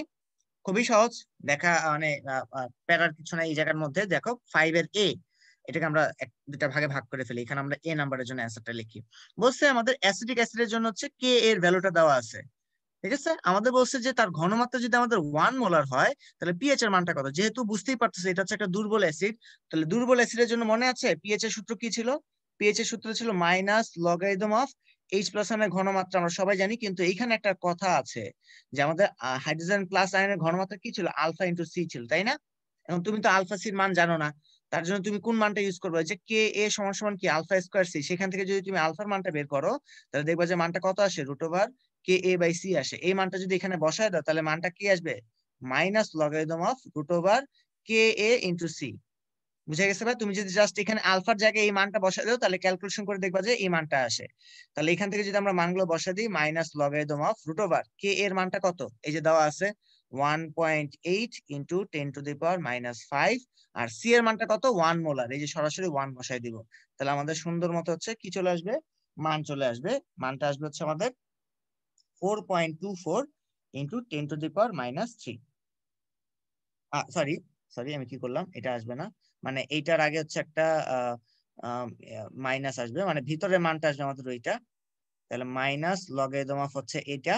তাহলে আমাদের অ্যান্সারটা আসবে হচ্ছে অ্যান্সারটা 2.37। ওকে, তাহলে ক্যালকুলেশন করে যদি দেখো তাহলে মানটা আমাদের কত আসবে? 2.37। আচ্ছা, পরবর্তী প্রশ্নটার ক্ষেত্রে আসি, বি নাম্বারের জন্য, যেখানে বলা আছে 2.5% W/V সোডিয়াম হাইড্রোক্সাইডের পিএইচ এর মান কত? তাহলে তোমাকে তো দেওয়া আছে 2.5% W/V, তোমাকে তো ভাই মোলারিটিতে দেওয়া নাই। তোমাকে এখান থেকে আসলে কি বের করতে হবে? মোলারিটিতে ঘনমাত্রা আগে বের করতে হবে, নাহলে তো তুমি হচ্ছে এটা থেকে অন্ধকার কিছু করতে পারবে না। এবং তোমরা যেটা জানো যে W/V আকারে যদি থাকে পার্সেন্টেজে, তাহলে আমরা কি চিন্তা করি? এটা চিন্তা করি যে প্রতি প্রতি 100 মিলিলিটার দ্রবণে, হ্যাঁ, প্রতি 100 মিলিলিটার দ্রবণে 2.5 গ্রাম দ্রবীভূত আছে। আমার কথাটা আশা করি সবাই ধরতে পারছো যে এখানে 2.5% কথাটা দিয়ে কি বোঝায়? এটা বোঝায় যে উপরে যে আমাদের ডাব্লিউ দিয়ে বোঝাচ্ছে দ্রব কতটুকু আছে, ভি দ্বারা বোঝাচ্ছে দ্রবণ কতটুকু আছে। মানে প্রতি 100, যেহেতু পার্সেন্ট মানে কি 1/100, মানে প্রতি 100 মিলিলিটার দ্রবণে 2.5 গ্রাম দ্রবীভূত থাকলে সেটাকে আমরা এইভাবে করে লিখি। তাহলে আমরা মোলারিটিটা বের করি। মোলারিটি আমরা কি জানি? 1000 গুণন W divided by M into V. আমরা এভাবে লিখতাম ভি মিলিলিটার। তাহলে আমরা মানগুলো বসাই। 1000 ইন্টু ডাব্লিউ কত? 2.5। এম কোনটার জন্য? আণবিক ভর। তাহলে সোডিয়াম হাইড্রোক্সাইড আণবিক ভর কত? ক্যালকুলেশন করবা, দেখবে যে কত আসে? 40 আসে। তাহলে 40 ইন্টু কত? 100 মিলিলিটার। এই যে ভি এম এল কোথেকে পাইলাম? এই যে এখান থেকে, যে 100 মিলিলিটারের আমরা যে আয়তন নিছি। ঠিক আছে ভাইয়া? তো এইখান থেকে হচ্ছে সরাসরি আমাদের ঘনমাত্রা কত আসবে জানো ভাই? 0.625 মোলার। ঠিক আছে, তাহলে দেখো আমরা সোডিয়াম হাইড্রোক্সাইডের কিন্তু ঘনমাত্রা পেয়ে গেছি। আর তোমরা সবাই জানো সোডিয়াম হাইড্রোক্সাইড থেকে আমাদের কি কি পাই? সোডিয়াম প্লাস পাই আর হাইড্রোক্সিল আয়ন পাই। এটার ঘনমাত্রা যদি 0.625 মোলার হয়, তাহলে এইটারও ঘনমাত্রা কত হবে? 0.625 মোলার। তাহলে আমরা এখান থেকে কার মানটা পাবো? পি ও এইচ এর মানটা পাবো, minus logarithm of O H minus আয়নের ঘনমাত্রা। তাহলে ক্যালকুলেশন আমরা যদি করি, মাইনাস লগারিদম অফ 0.625, তাহলে সেখান থেকে আমাদের একটা মান আসবে, সেই মানটা দাঁড়াবে হচ্ছে 0.2041। তাহলে আমাদের তো জানতে চাইছে কার মান ভাইয়া? পিএইচ এর মান। খেয়াল রেখো কিন্তু, তাহলে পিএইচ এর মানটা কি হবে? 14 থেকে পিওএইচ এর মানটা বাদ দিয়ে দিব, তাহলে আমাদের পিএইচ এর মানটা চলে আসবে। তাহলে 14 থেকে 0.2041 কে আমরা বাদ দিয়ে দিব, তাহলে আমাদের মানটা কত আসবে? যেটা আসার ক্যালকুলেশন করলে 13.796। এটাই হচ্ছে আমাদের কি অ্যান্সার, যে আমাদের সোডিয়াম হাইড্রোক্সাইড দ্রবণের পিএইচ এর মানটা কত? পিএইচ এর মানটা হচ্ছে 13.796। ওকে, আচ্ছা। তো এই ছিল ভাইয়া তোমাদের হচ্ছে রিটেন পোর্শনটুকু। এবার হচ্ছে চলো আমরা একটু অবজেক্টিভ গুলো সলভ করে ফেলি। তো প্রথমে আছে তোমাদের যে অ্যাসিডের কোন শক্তি ক্রমটি হচ্ছে এখানে সঠিক। সবাই তোমরা জানো এখানে যে আমাদের জারণ মান যার যত বেশি হয় তার শক্তি মাত্রা কিন্তু তত বেশি হয়। তাহলে আমরা এখান থেকে হচ্ছে যেটা বলতে পারি যে অ্যাসিডের শক্তি ক্রমর যদি হিসাবগুলো হচ্ছে আমরা এখান থেকে বের করতে চাই, তাহলে হচ্ছে যে আমরা দেখতে পাচ্ছি যদিও এদের পি এর জারণ মান হচ্ছে যথাক্রমে হচ্ছে আমাদের +1 +3 +5। তার মানে তোমরা সবাই যেটা ভাবতেছো যে এখানে হচ্ছে আমাদের ফসফরিক অ্যাসিডটা হচ্ছে আমাদের কি সব থেকে বেশি, আমাদের শক্তি ক্রম অনুসারে সব থেকে বেশি হবে, কিন্তু না, অনুরণন প্রভাবের কারণে। এই কথাটার জন্য আমরা একটু মাথায় রাখবো এই ব্যাপারটা। এখানে কিন্তু একটা ব্যতিক্রম ঘটে। অনুরণন প্রভাবের কারণে আমাদের কি হয়? হাইপোফসফরাস অ্যাসিডের শক্তি মাত্রাটা সব থেকে বেশি হয়। এবং তোমরা যদি একটু খেয়াল করে দেখো যে কে এর যে ভ্যালুটা, সেটা যার যত বেশি তার শক্তিও কি তত বেশি আমরা ধরে নিই, কারণ যে অ্যাসিডের কে এর ভ্যালু যত বেশি তার তীব্রতা কি তত বেশি। এখানে আমাদের হাইপোফসফরাস যে অ্যাসিডটা আছে তার কে এর ভ্যালুটা হচ্ছে সব থেকে বেশি থাকে, তারপরে ফসফরাসের জন্য থাকে, তারপরে ফসফরিক অ্যাসিডের জন্য থাকে। দ্যাটস অ্যান্সারটা হচ্ছে আমাদের এখানে এ। 2 নম্বরটা কি? যে তাপমাত্রা বৃদ্ধি করায় পানির বিয়োজন ধ্রুবক বৃদ্ধি পেয়ে এত হলে পানির পিএইচ কত হবে? তাহলে প্রথম কথা হচ্ছে যে তাপমাত্রা বৃদ্ধি করায় তোমার বিয়োজন ধ্রুবক বৃদ্ধি পেয়ে এত হয়েছে। নর্মালি 25°C তাপমাত্রা হচ্ছে কত হয়? 1 × 10⁻⁻14 হয়, কিন্তু এখানে কত? 7 × 10⁻14। তাহলে পিএইচ এর মানটা কিভাবে বের করব? আমরা ওই যে এই ব্যাপারটা আগে বের করার চেষ্টা করব। আমরা তো সবাই জানি যে কেডব্লিউ মানটা কত? H+ আয়নের ঘনমাত্রা আর OH- আয়নের ঘনমাত্রা গুণফল। হ্যাঁ, বা হচ্ছে আমরা ইন্ডিভিজুয়ালি বলতে পারি যে H+ আয়নের ঘনমাত্রা কত হবে? যে √KW হবে, তাই না? কারণ এখানে H+ আয়ন আর OH- আয়নের ঘনমাত্রা কি থাকে? পরস্পর সমান থাকে। যদি সমান থাকে তাহলে আমরা এই ব্যাপারটা কিভাবে চিন্তা করতে পারি যে ওইটার ঘনমাত্রাকে আমরা এটা দ্বারা রিপ্লেস করে দিলাম, তাহলে এটা কি হলো? H+ আয়নের ঘনমাত্রা স্কয়ার হলো। তাহলে এখান থেকে আমরা এই লাইনটা লিখতে পারি। তাহলে আমাদের যেহেতু বলছে পিএইচ এর মানটা বের করতে, আমরা সরাসরি কি করতে পারবো? যে মাইনাস লগারিদম অফ H+, যেখানে H+ আয়নের ঘনমাত্রা কত হবে? √KW, আর KW মানটা বসাই দিব, আমাদের মানটা চলে আসবে কত? 6.58। ওকে, তাহলে এটা হচ্ছে আমাদের কারেক্ট অ্যান্সার। পরবর্তীতে আসি 3 নাম্বারটা। দেখতে বিশাল বড় একটা ম্যাথ, কিন্তু ওই যে বললাম ভাইয়া যেটা, যে এখানে কিন্তু ভয়ের কিছুই নাই, কারণ আমাদের কাছে এখন সূত্র আছে। সূত্রটা কি? ওই যে আমাদের যদি কোনো একটা বাফার সলিউশনের ক্ষেত্রে যদি আমরা একটা বাফার যদি যোগ করে ফেলি, তাহলে যোগ করার আগে হচ্ছে একটা দেখবো, যোগ করার পরে হচ্ছে দেখবো একটা। তাহলে আমরা যেটা দেখবো যে আমাদের এই যে যত কিছু আছে 200 সেন্টিমিটার কিউব, 0.1 মোলার, এই সব কিছু কিন্তু আমরা খুব ইজিলি কিন্তু হিসাব করতে পারি। যেমন ধরো আমি যদি তোমাদেরকে যদি পিএইচ এর ক্ষেত্রে প্রথমটার মানে যোগ করার পূর্বে যদি পিএইচ এর মানটা বের করতে চাই তাহলে কি লিখবো, pH equals to pKa plus logarithm of N salt by N acid, তাই না? তাহলে দেখো এখানে সল্ট কতটুকু আছে, 150 সেন্টিমিটার কিউব, 0.15 মোলার। তাহলে তুমি লিখবা কত, 0.15 ইন্টু 0.15। কেন লিখবে এই কথাটা? কারণ কেন হচ্ছে 0.15 লিখছি, এই যে 150 সেন্টিমিটার কিউব এটা তো মিলিলিটারে আছে ভাইয়া, এটাকে আমি লিটারে নিয়ে গেছি, তাহলে 150কে 1000 দ্বারা ভাগ করছি, 0.15 হয়ে গেছে। আর 0.15 তো এখানে আরেকটা আছে, এই জন্য দুইটা গুণ করছি। এটা হচ্ছে লবণের ঘনমাত্রা, সরি লবণের মোল সংখ্যা, মানে এন সল্ট বসাইলাম আমি এখানে। ওকে, দেন হচ্ছে নিচেরটা কি বসাবো, অ্যাসিডের ঘনমাত্রা, অ্যাসিডের মোল সংখ্যাটা। তাহলে 200 যেহেতু আছে তাহলে মানে কত, 0.2 ইন্টু কত হবে, 0.1। এটা হচ্ছে আমাদের কি পিএইচ এর যোগ করার আগে। আর পরবর্তীতে আমাদের কি হয়েছে, পিএইচ প্রাইম। পিএইচ প্রাইমটা কি হবে, পিকেএ প্লাস লগারিদম অফ ওই যা ভাই আগের মতো 0.15 ইন্টু 0.15, নিচে হচ্ছে 0.2 ইন্টু 0.1। যেহেতু এটা হচ্ছে একটা অম্লীয় বাফার, তার মধ্যে তুমি অম্ল ঢেলে দিছো, তার মানে কি অম্লের পরিমাণ বাড়বে আর লবণের পরিমাণ কমবে। তাহলে আগে প্লাস মাইনাসটা চিহ্নিত করে ফেলে। এবার দেখো 10 সেন্টিমিটার কিউব 0.2 মোলার, এটা তোমাকে মাথায় রাখতে হবে ভাইয়া। এটা কেন মাথায় রাখতে হবে, কারণ হচ্ছে একটা H2SO4 থেকে কিন্তু এখন প্রোটন আসতে পারে কয়টা, 2টা। তার মানে কি তুমি 2 দ্বারা অলরেডি এটাকে গুণ করবা, 2 ইন্টু এই যে 10 সেন্টিমিটার কিউব না, তাহলে এটাকে কত লেখা যায়, 0.01, কারণ এটাকে আমি 1000 দ্বারা ভাগ করছি ভাইয়া, বুঝে গেছে, 0.01 ইন্টু তার ঘনমাত্রা কত, 0.2, এই যে 0.2 লিখে দিব। তাহলে উপরে যতটুকু কমছে নিচে ততটুকু বাড়বে, তাহলে 2 ইন্টু 0.01 ইন্টু 0.2। তাহলে দেখো খুব সহজে কিন্তু আমরা মানগুলো করতে পারি। দেন হচ্ছে আমাদের ডেল পিএইচ এর মানটা বের করতে হবে, যেটা হচ্ছে কত, পিএইচ যেটা আছে সেটা থেকে হচ্ছে আমরা পিএইচ প্রাইমটাকে হচ্ছে বাদ দিয়ে দিব, তাহলে আমাদের মানটা চলে আসবে। ক্যালকুলেশন করলে মানটা দেখবে 0.164 আসে। আর তারা যেটা দেখো, তারা কিন্তু ভাইয়ের মতো এরকম 2 দ্বারা গুণ করে নেয়, তারা কিন্তু অলরেডি এখানে কিন্তু গুণ করে ফেলছে, দেখছো ওই যে H2SO4 থেকে অলরেডি H প্লাসে চলে গেছে।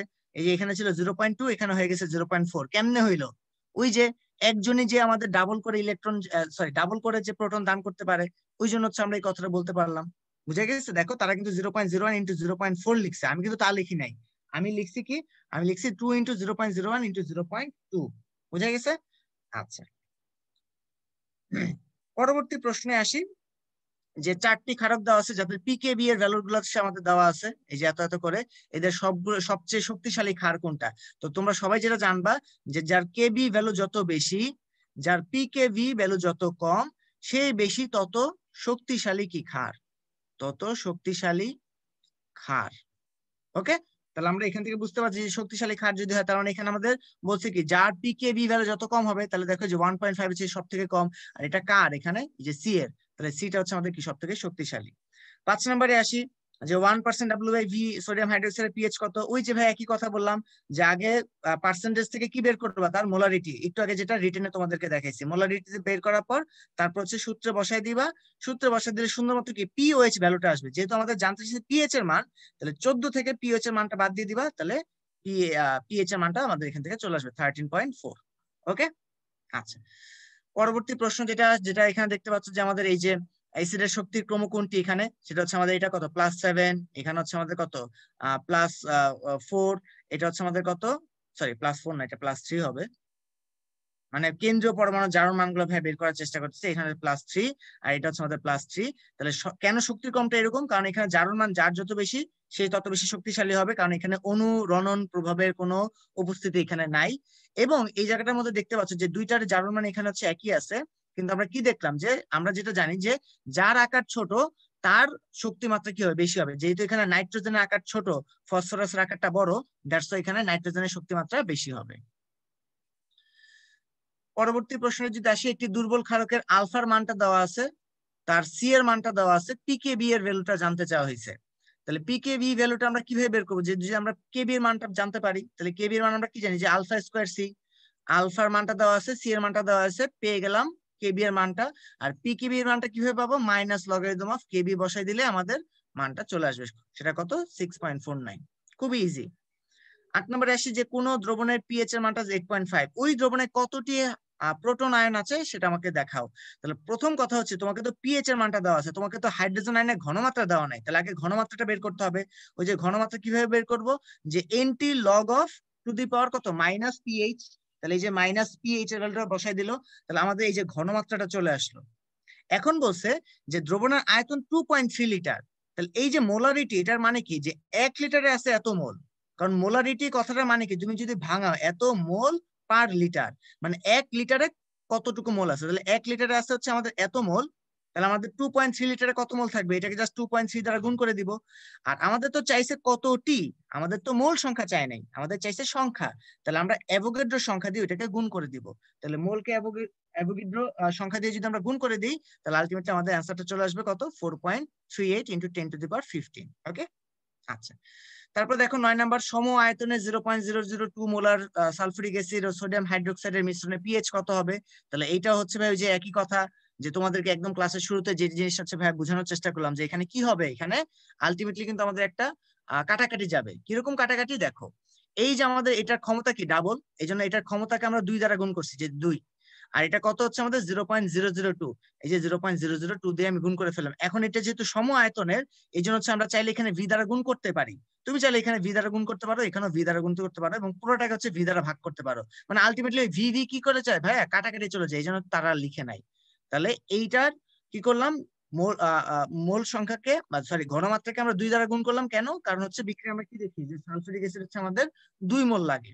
তাহলে এখান থেকে আমরা ক্যালকুলেশন করে কি পেলাম, যে হাইড্রোজেন আয়নের ঘনমাত্রা হচ্ছে 0.001। তাহলে সেখান থেকে পিএইচ এর মানটা কত আসবে, 3। তারপর 10 নাম্বার, আমাদের শেষের দিকে আসছি, এমসিকিউ, যে কোন দ্রবণটির পিএইচ সব থেকে বেশি। তাহলে এখানে যেটা দেখবা যে আমাদের অ্যান্সার হচ্ছে সি। কারণ হচ্ছে কি, কারণ পিএইচ সব থেকে বেশি হবে সেই জায়গাটার মধ্যে যেখানে হচ্ছে ক্ষারীয় দ্রবণ বেশি থাকবে। কারণ পিএইচ বেশি মানে কি, ওটা হচ্ছে ক্ষারীয়। তাহলে দেখো এখানে কি 100 ml 100 ml সমান সমান, মানে এখানে পিএইচ হবে কত, 7। তাহলে এটা অ্যান্সার না। এখানে হচ্ছে 55 ml 45, এখানে হচ্ছে অ্যাসিড বেশি, মানে এখানে পিএইচ হবে কি লেস দেন 7। তাহলে এটাও হবে কি অ্যান্সার না। এখানে দেখো 10 ml 90 ml, মানে কি ক্ষারটা হচ্ছে বেশি আছে। তাহলে ক্ষার যেহেতু বেশি আছে, তাহলে বুঝতেই পারতেছো এখানে হচ্ছে আমাদের কি হবে, আমাদের হচ্ছে পিএইচ এর মানটা 7-এর থেকে বেশি হবে। বুঝা গেছে, তাহলে অ্যান্সারটা হচ্ছে এখানে সি। এবার হচ্ছে ভাই চলো একটু এমসিকিউ প্রশ্নগুলো হচ্ছে ঝটপট উত্তর দিয়ে ফেলি। যেমন আমাদের কোষ ঝিল্লির গঠন সম্পর্কিত স্যান্ডউইচ প্রণালীর প্রবক্তাটাকে, সে হচ্ছে কি ড্যানিয়েল এবং ডেভসন, দুইজন। এবং স্যান্ডউইচ মডেলটা দিয়েছেন হচ্ছে এই ড্যানিয়েল এবং ডেভসন, আর ফ্লুইড মোজাইক মডেলটা দিয়েছেন হচ্ছে সিঙ্গার আর নিকলসন। তোমরা এই দুটার মধ্যে যাতে পেঁচায় না ফেলে, এই জন্য হচ্ছে দুইটাই হচ্ছে অবজেক্টিভটা রাখার এই মতলব হচ্ছে এইটাই, যে তোমরা যাতে আলাদা করতে পারো। একটা কিন্তু স্যান্ডউইচ থিওরাম, আর এটা কিন্তু হচ্ছে আমাদের কি ফ্লুইড মোজাইক থিওরাম আর কি। 2 নাম্বারটা, যে অক্সিজেন কোথায় পাওয়া যায়, মাইটোকন্ড্রিয়াতে পাওয়া যায়। কারণ এই অক্সিজেনের মধ্যে হচ্ছে আমাদের বিভিন্ন রকমের হচ্ছে সূক্ষ্ম দানা থাকে, যেগুলো হচ্ছে এনজাইম, যেগুলো হচ্ছে মাইটোকন্ড্রিয়ার যে বিক্রিয়াগুলো সেগুলোতে হচ্ছে খুব দারুণ ভাবে তাকে হেল্প করে, যাতে হচ্ছে আমাদের এনার্জি যাতে খুব ভালো মতো সেলের মধ্যে প্রডিউস হয়। 3 নাম্বারটা কি, যে কোনটিকে আত্মঘাতী থলিকা বলে। আত্মঘাতী মানে কি, যেটাকে হচ্ছে আমরা বলি যে সুইসাইডাল থলিকা, সেটা হচ্ছে কি লাইসোজোম। লাইসোজোম যখন দেখে যে বাইরে থেকে সে খাবার টাবার পাচ্ছে না, সে হচ্ছে তখন রাগ টাগ করে, সে কি করে মানে সুইসাইড করে ফেলে। ঠিক আছে, এই জন্য বাকিগুলো লিখে রাখা আছে, যে রাইবোজোমকে আমরা বলি প্রোটিন ফ্যাক্টরি, গলজি বডিকে আমরা বলি ট্রাফিক পুলিশ। কেন, কারণ গলগি বডি হচ্ছে আমাদের ট্রাফিক পুলিশের মতো হচ্ছে নির্ধারণ করে দেয় যে কোন প্রোটিনটা কোন জায়গায় যাবে। আর মাইটোকন্ড্রিয়াকে আমরা বলি কি পাওয়ার হাউস বা কোষের শক্তি ঘর। মানব দেহে সবচেয়ে লম্বা কোষ কোনটি, লম্বা কোষ হচ্ছে আমাদের মোটর নিউরন, যে নিউরন হচ্ছে কি আমাদের ব্রেন সেলের একক আর কি। আর বাকি যেগুলো হচ্ছে সবচেয়ে ছোট কোষ হচ্ছে আমাদের মাইক্রোপ্লাজমা, যার অপর নাম আমরা পিপিএলও বলি। আর সব থেকে বড় কোষ হচ্ছে কি উট পাখির ডিম। ওইটাই কিন্তু একটাই ডিম, মানে বিশাল বড় যে ডিমটা ওইটা কিন্তু একটা কোষ। তো এটা হচ্ছে সব থেকে বড় কোষ। 5 নাম্বার, যেটা হচ্ছে কোষ ঝিল্লির গঠন সম্পর্কিত আইসবার্গ মডেলের প্রবক্তাকে, সেটা হচ্ছে সিঙ্গার এবং নিকলসন। যেটা হচ্ছে আমাদের কি, যে সবচেয়ে গ্রহণযোগ্য মডেল হচ্ছে ফ্লুইড মোজাইক মডেল, যার অপর নাম হচ্ছে আইসবার্গ মডেল। কারণ সেখানে আইসবার্গে যেমন হচ্ছে দেখো সাগরের মধ্যে আইসবার্গ গুলো হচ্ছে ভেসে ভেসে থাকে, আর ফ্লুইড মোজাইক মডেলের মধ্যে হচ্ছে একটা ফসফোলিপিড লেয়ারের সাগরে গ্লাইকোপ্রোটিন গুলা হচ্ছে আমাদের কি থাকে, বা কোলেস্টেরল গুলো হচ্ছে এরকম আইসবার্গের মতো থোকায় থোকায় কোনো কোনো জায়গায় হচ্ছে থাকে, এই জন্য এইটাকে আমরা আইসবার্গ মডেলও বলি। 6 নাম্বারটি কি, আমাদের স্ট্রোমা ল্যামেলি কোন কোষীয় অঙ্গাণুতে থাকে, সবাই জানো এটা ক্লোরোপ্লাস্টে থাকে। কারণ দুইটা থাইলাকয়েডকে সংযুক্ত করে কোন নালিকা দিয়ে, সেটাকে আমরা বলি স্ট্রোমা ল্যামেলি। মানে এই যে এরকম করে যে ফিগার গুলো থাকে, যে এটার সাথে এটা তাদের সাথে যেটা কানেক্টেড থাকে, এই যে এটাকে আমরা বলি স্ট্রোমা ল্যামেলি। ওকে, তো আজকে এই পর্যন্ত ছিল তোমাদের সাথে, ইনশাল্লাহ পরবর্তীতে আবারও দেখা হবে। সেই পর্যন্ত সবাই ভালো থাকো, সুস্থ থাকো, আল্লাহ হাফেজ।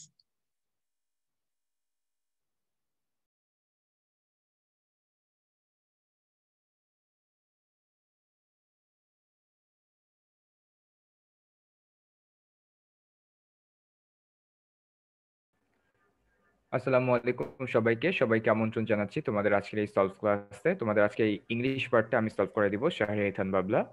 তো এই সংক্রান্ত ফার্দার আরো কারো যদি কনফিউশন থাকে তাহলে আমাদের রেগুলার ক্লাসগুলো আছে, সেখানে সেই সংক্রান্ত বিস্তারিত আলোচনা আরো হবে। তো প্রথমে দেখো, গত ক্লাসটা আমাদের কিসের উপরে ভিত্তি করেছিল? প্রিপজিশন ছিল সেখানে অনেক বেশি। তো প্রিপজিশন এবং নন ফাইনাল ভার্ব সবকিছু মিলেই লেকচারটা সাজানো হয়েছে। তো প্রথমে দেখো, তুমি যদি এখানকার আলোচনায় যদি চলে আসি, দেখো প্রথমে the puppies wandered around the fence yard until their owner arrived. Puppies মানে হচ্ছে কুকুরছানা বোঝাচ্ছে, ওয়েন্ডার্ড মানে হচ্ছে ঘুরে বেড়ানো, অ্যারাউন্ড দ্য ফেন্স। তাহলে এখানে অ্যারাউন্ড, এখানে কি বলছে? প্রিপজিশন খুঁজে বের করতে বলছে। তাহলে প্রিপজিশন কি হবে? এখানকার প্রিপজিশন হবে হচ্ছে অ্যারাউন্ড। অ্যারাউন্ড মানে হচ্ছে আশেপাশে। তাহলে এখানে অ্যারাউন্ডটা প্রিপজিশন দেখাই যাচ্ছে, কারণ এখানে দা পাপিস অ্যাডজেক্টিভ, নাউন, ভার্ব, প্রিপজিশন, তারপরে তোমার অ্যাডজেক্টিভ, আবার তোমার হচ্ছে এটা পার্টিসে তোমার একটা কনজাংশন বসছে, তারপরে প্রোনাউন, তারপরে দেখো তোমার ওনার, দেয়ার ওনার, তার মানে এটাও অ্যাডজেক্টিভ, এটা হয়ে গেছে হচ্ছে তোমার নাউন, এটা ভার্ব। তাইলে এইটাই একমাত্র এটাই থাকে যেটা তোমার প্রিপজিশন, বাকি একটাও কিন্তু প্রিপজিশন না। প্রত্যেকটাই বলে দিলাম, দেখো adjective, noun, verb, adjective, adjective, verb, noun. তার কারণ কি? ইয়ার্ডকে মডিফাই করেছে ফেন্সড, দ্য ফেন্সড ইয়ার্ড, তাহলে এটা অ্যাডজেক্টিভ। আনটিল এখানে কনজাংশন, দেয়ার এখানে হয়ে গেছে অ্যাডজেক্টিভ, কারণ আমরা জানি প্রোনাউনের পরে কখনো অন্য কোনো নাউন বসতে পারে না, যদি সেটা বসে তাহলে সেটাকে প্রোনোমিনাল অ্যাডজেক্টিভ বলা হয়। তাহলে এখানে হচ্ছে দেয়ারটা প্রোনোমিনাল অ্যাডজেক্টিভ কিংবা তোমার পজিটিভ অ্যাডজেক্টিভ। তাহলে দেয়ার ওনার এটা নাউন, আবার এটা ভার্ব। তাহলে অ্যারাউন্ড শব্দটা হচ্ছে এখানে প্রিপজিশন। তারপরে দেখো ঠিক একইভাবে it was reported that over 500,000 people attended the event. তাহলে এখানে ওভারটা কি হবে? ওভারটা হবে প্রিপজিশন। তার কারণ কি? এখানে ওভারটা একটা সাবজেক্ট অর্থাৎ নাউনের আগে বসছে, ওভার মানে উপরে। তাহলে এখানেও হচ্ছে তোমার প্রিপজিশন। পরে যদি চলে যাই, দেখো এখানে একটু ভুল আছে, এটা হবে হচ্ছে driving, driving out of his country. এটা অ্যান্সার হবে হচ্ছে বি নাম্বারটা, driving. Driving out of his country he thought asylum in a foreign land. তাহলে দেখো খুব ভালো করে খেয়াল করো ড্রাইভিং কেন হয়েছে এখানে। তুমি যদি কখনো কোনো মানে তুমি কি বানাও, যে কোনো একটা কমপ্লেক্স সেন্টেন্স কিংবা কমপ্লিট মানে তোমার যদি কি বলে কমপ্লেক্স সেন্টেন্স বা কম্পাউন্ড সেন্টেন্সকে তুমি সিম্পল সেন্টেন্সে নিয়ে আসো, তাহলে আমরা জানি প্রথম যে ভার্বটা সেটাকে নন ফাইনাইট ভার্ব বানাইতে হয়। তাইলে এই বাক্যে প্রথম ভার্বের জন্য কিন্তু তোমার কোনো সাবজেক্ট নাই, তাহলে এটাকে কি বানাইতে হবে? এটা একটা নন ফাইনাইট ভার্ব বানাতে হবে। আর নন ফাইনাইট ভার্ব বানাতে গেলে তার সাথে আইএনজি যুক্ত করতে হবে অথবা আগে টু দিতে হবে। আগে টু দেওয়া কিছু নেই বা অন্য কিছু নাই, তাহলে কি হবে? Driving out of his country he thought asylum in a foreign land. বুঝতে পেরেছো? তাহলে অ্যান্সার হবে হচ্ছে ড্রাইভিং। তাহলে এরপরে যদি চলে যাই, দেখো Paul runs to work everyday, here the underlined word. ভালো করে খেয়াল করো, Paul runs to work everyday. তাহলে এখানে রানসটা কোন ধরনের ভার্ব হবে? এখানে চাইছে কি? Finite verb, non finite verb, adverb, adjective. Adverb adjective হওয়ার তো প্রশ্নই আসে না। দেখো যখন আমরা টেন্স চিনতে পারি কোনো ভার্বকে দেখে, তখন সেটাকে ফাইনাইট ভার্ব বলা হয়। তাহলে রানের সাথে এস যুক্ত হয়েছে, আমরা জানি থার্ড পারসন সিঙ্গুলার নাম্বারের সাথে প্রেজেন্ট টেন্সে এস বা ইয়েস যুক্ত হয়, তার মানে আমরা বুঝতে পারছি এটা প্রেজেন্ট টেন্সে আছে, তার মানে এটা ফাইনাইট ভার্ব। 5 নাম্বারটা নিচের কোনটা পজিটিভ ভার্ব?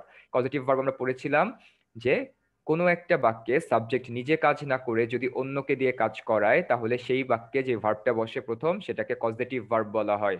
তো পজিটিভ ভার্ব আছে হাতে গোনা 5টা, have, let, make, get, help. এই কয়টা হচ্ছে পজিটিভ ভার্ব। দেখো এর ভিতরে কোনটা আছে? এখানে মেকটা আছে, তাহলে মেক একটা পজিটিভ ভার্ব। ঠিক আছে, তারপরে দেখো ইনসোনেন্স। ইনসোনেন্স বা ইনসোনেন্স যাই বলো না কেন, এই শব্দের অর্থ হচ্ছে লুকায় রাখা। তুমি গোপনে, একদম গোপনে লুকায় রাখছো কোনো কিছু, তাহলে ওইটাকে বলা হয় হচ্ছে তোমার ইনসোনেন্স। তোমার তোমার এনসকন্স বলতে পারো, এনসোনেন্স যাই বলো না কেন। এনসকন্স এটার অ্যান্টোনিম চাইছে, তাহলে লুকায় রাখার অ্যান্টোনিম কি হবে? এক্সিবিট মানে কি? কোনো কিছু দেখায় বেড়ানো বা প্রদর্শন করা, অর্থাৎ লুকায় রাখার উল্টা। তাহলে এনসকন্সের অ্যান্টোনিম কি হবে? তোমার প্রদর্শন করা বা তোমার মানুষকে দেখানো। তাহলে বাকিগুলোর মিনিং কি? দেখো নেসেল বা নেসলে তুমি যাই বলো না কেন, এটা মানে হচ্ছে বাসা বাঁধা। রুস্ট মানে হচ্ছে কোনো বাসার ভেতরে তোমার অবস্থান করা, ঘরবাড়ি সংক্রান্ত। আর লজ শব্দের অর্থ তোমার বাসা বাড়ি, অর্থাৎ এই তিনটাই বাস করা টাইপে কিছু বুঝাচ্ছে, যেটা আসলে কোনোটাই এনসকন্সের সাথে যায় না। এনসকন্সের সাথে একটাই যে, সেটা নাম্বার এ, এক্সিবিট। তাহলে অ্যান্টোনিম চাইছে এনসকন্সের লুকায় রাখা। এনসকন্সের তাহলে অ্যান্টোনিম কি হবে? এক্সিবিট, যার অর্থ প্রদর্শন করা। পরে যদি চলে যাই, এখানে প্রিপজিশন কোনটা সেটা আইডেন্টিফাই করতে বলছে। দেখো, he invented a game using his toy which he did behind the sofa. তাহলে এখানে বিহাইন্ড বা বাহাইন্ড দুভাবে উচ্চারণ করা যায়, বিহাইন্ডও বলা যায়, বাহাইন্ডও বলা যায়।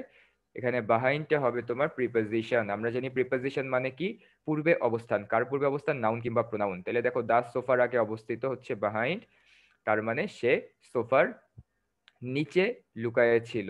তাহলে অবস্থান বুঝাইতে এখানে প্রিপজিশন বসেছে দা সোফার আগে, তাহলে এটাই হচ্ছে প্রিপজিশন বাক্যটার।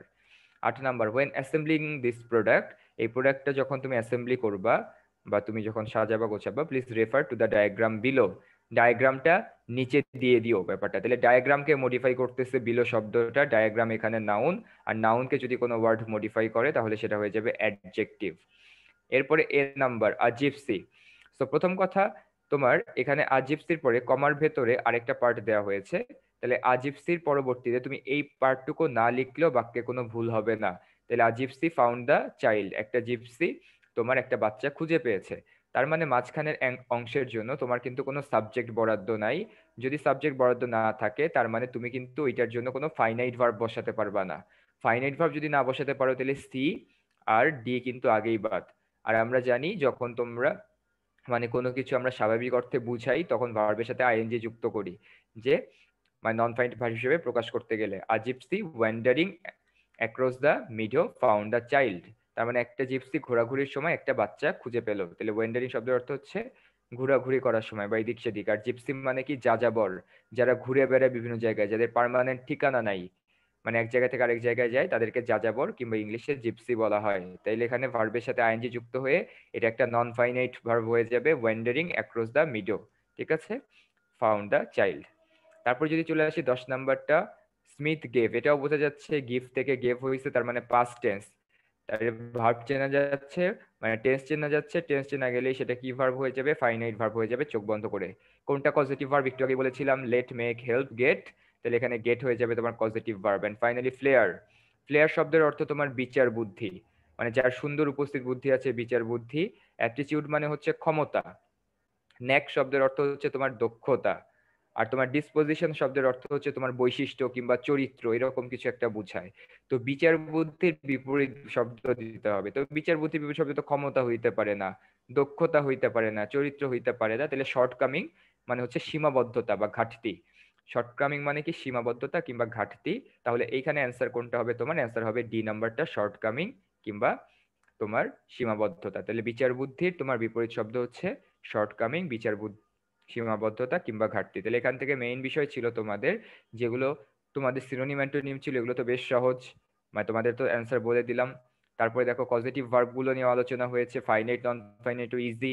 খালি তোমাদের সমস্যা কোথায় হতে পারে এখানে দেখো, সমস্যা হতে পারে এখানে ড্রাইভিং আর এখানে হচ্ছে তোমাদের ওয়ান্ডারিং নিয়ে।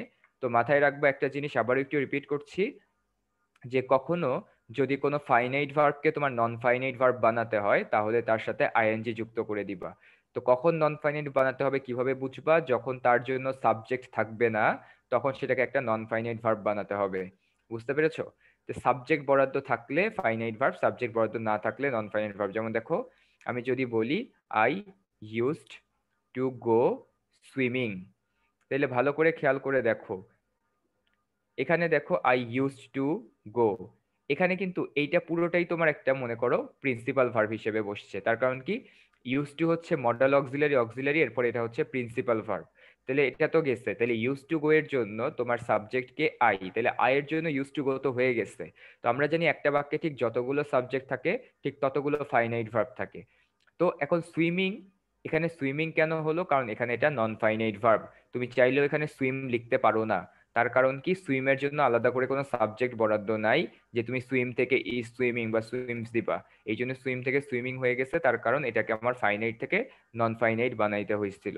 তো একই নিয়মে আমরা যারা কমপ্লেক্স থেকে সিম্পল করি কিংবা কম্পাউন্ড থেকে সিম্পল করি, মাথায় রাখবা কোনো ফাইনাইট ভার্বকে সিম্পলে নেওয়ার সময় নন ফাইনাইট করতে হয়, আর তখন নন ফাইনাইট ভার্বটার সাথে আইএনজি বসাইতে হয়। এটাই ছিল মূল বিষয়। তাহলে খুব ছোট একটা লেকচার, এই সংক্রান্ত আরো সমস্যা থাকলে তোমরা আমাদের নেক্সট যে ক্লাস হবে সেই ক্লাসে প্রশ্ন করবা, আমরা যথাসাধ্য উত্তর দেওয়ার চেষ্টা করব।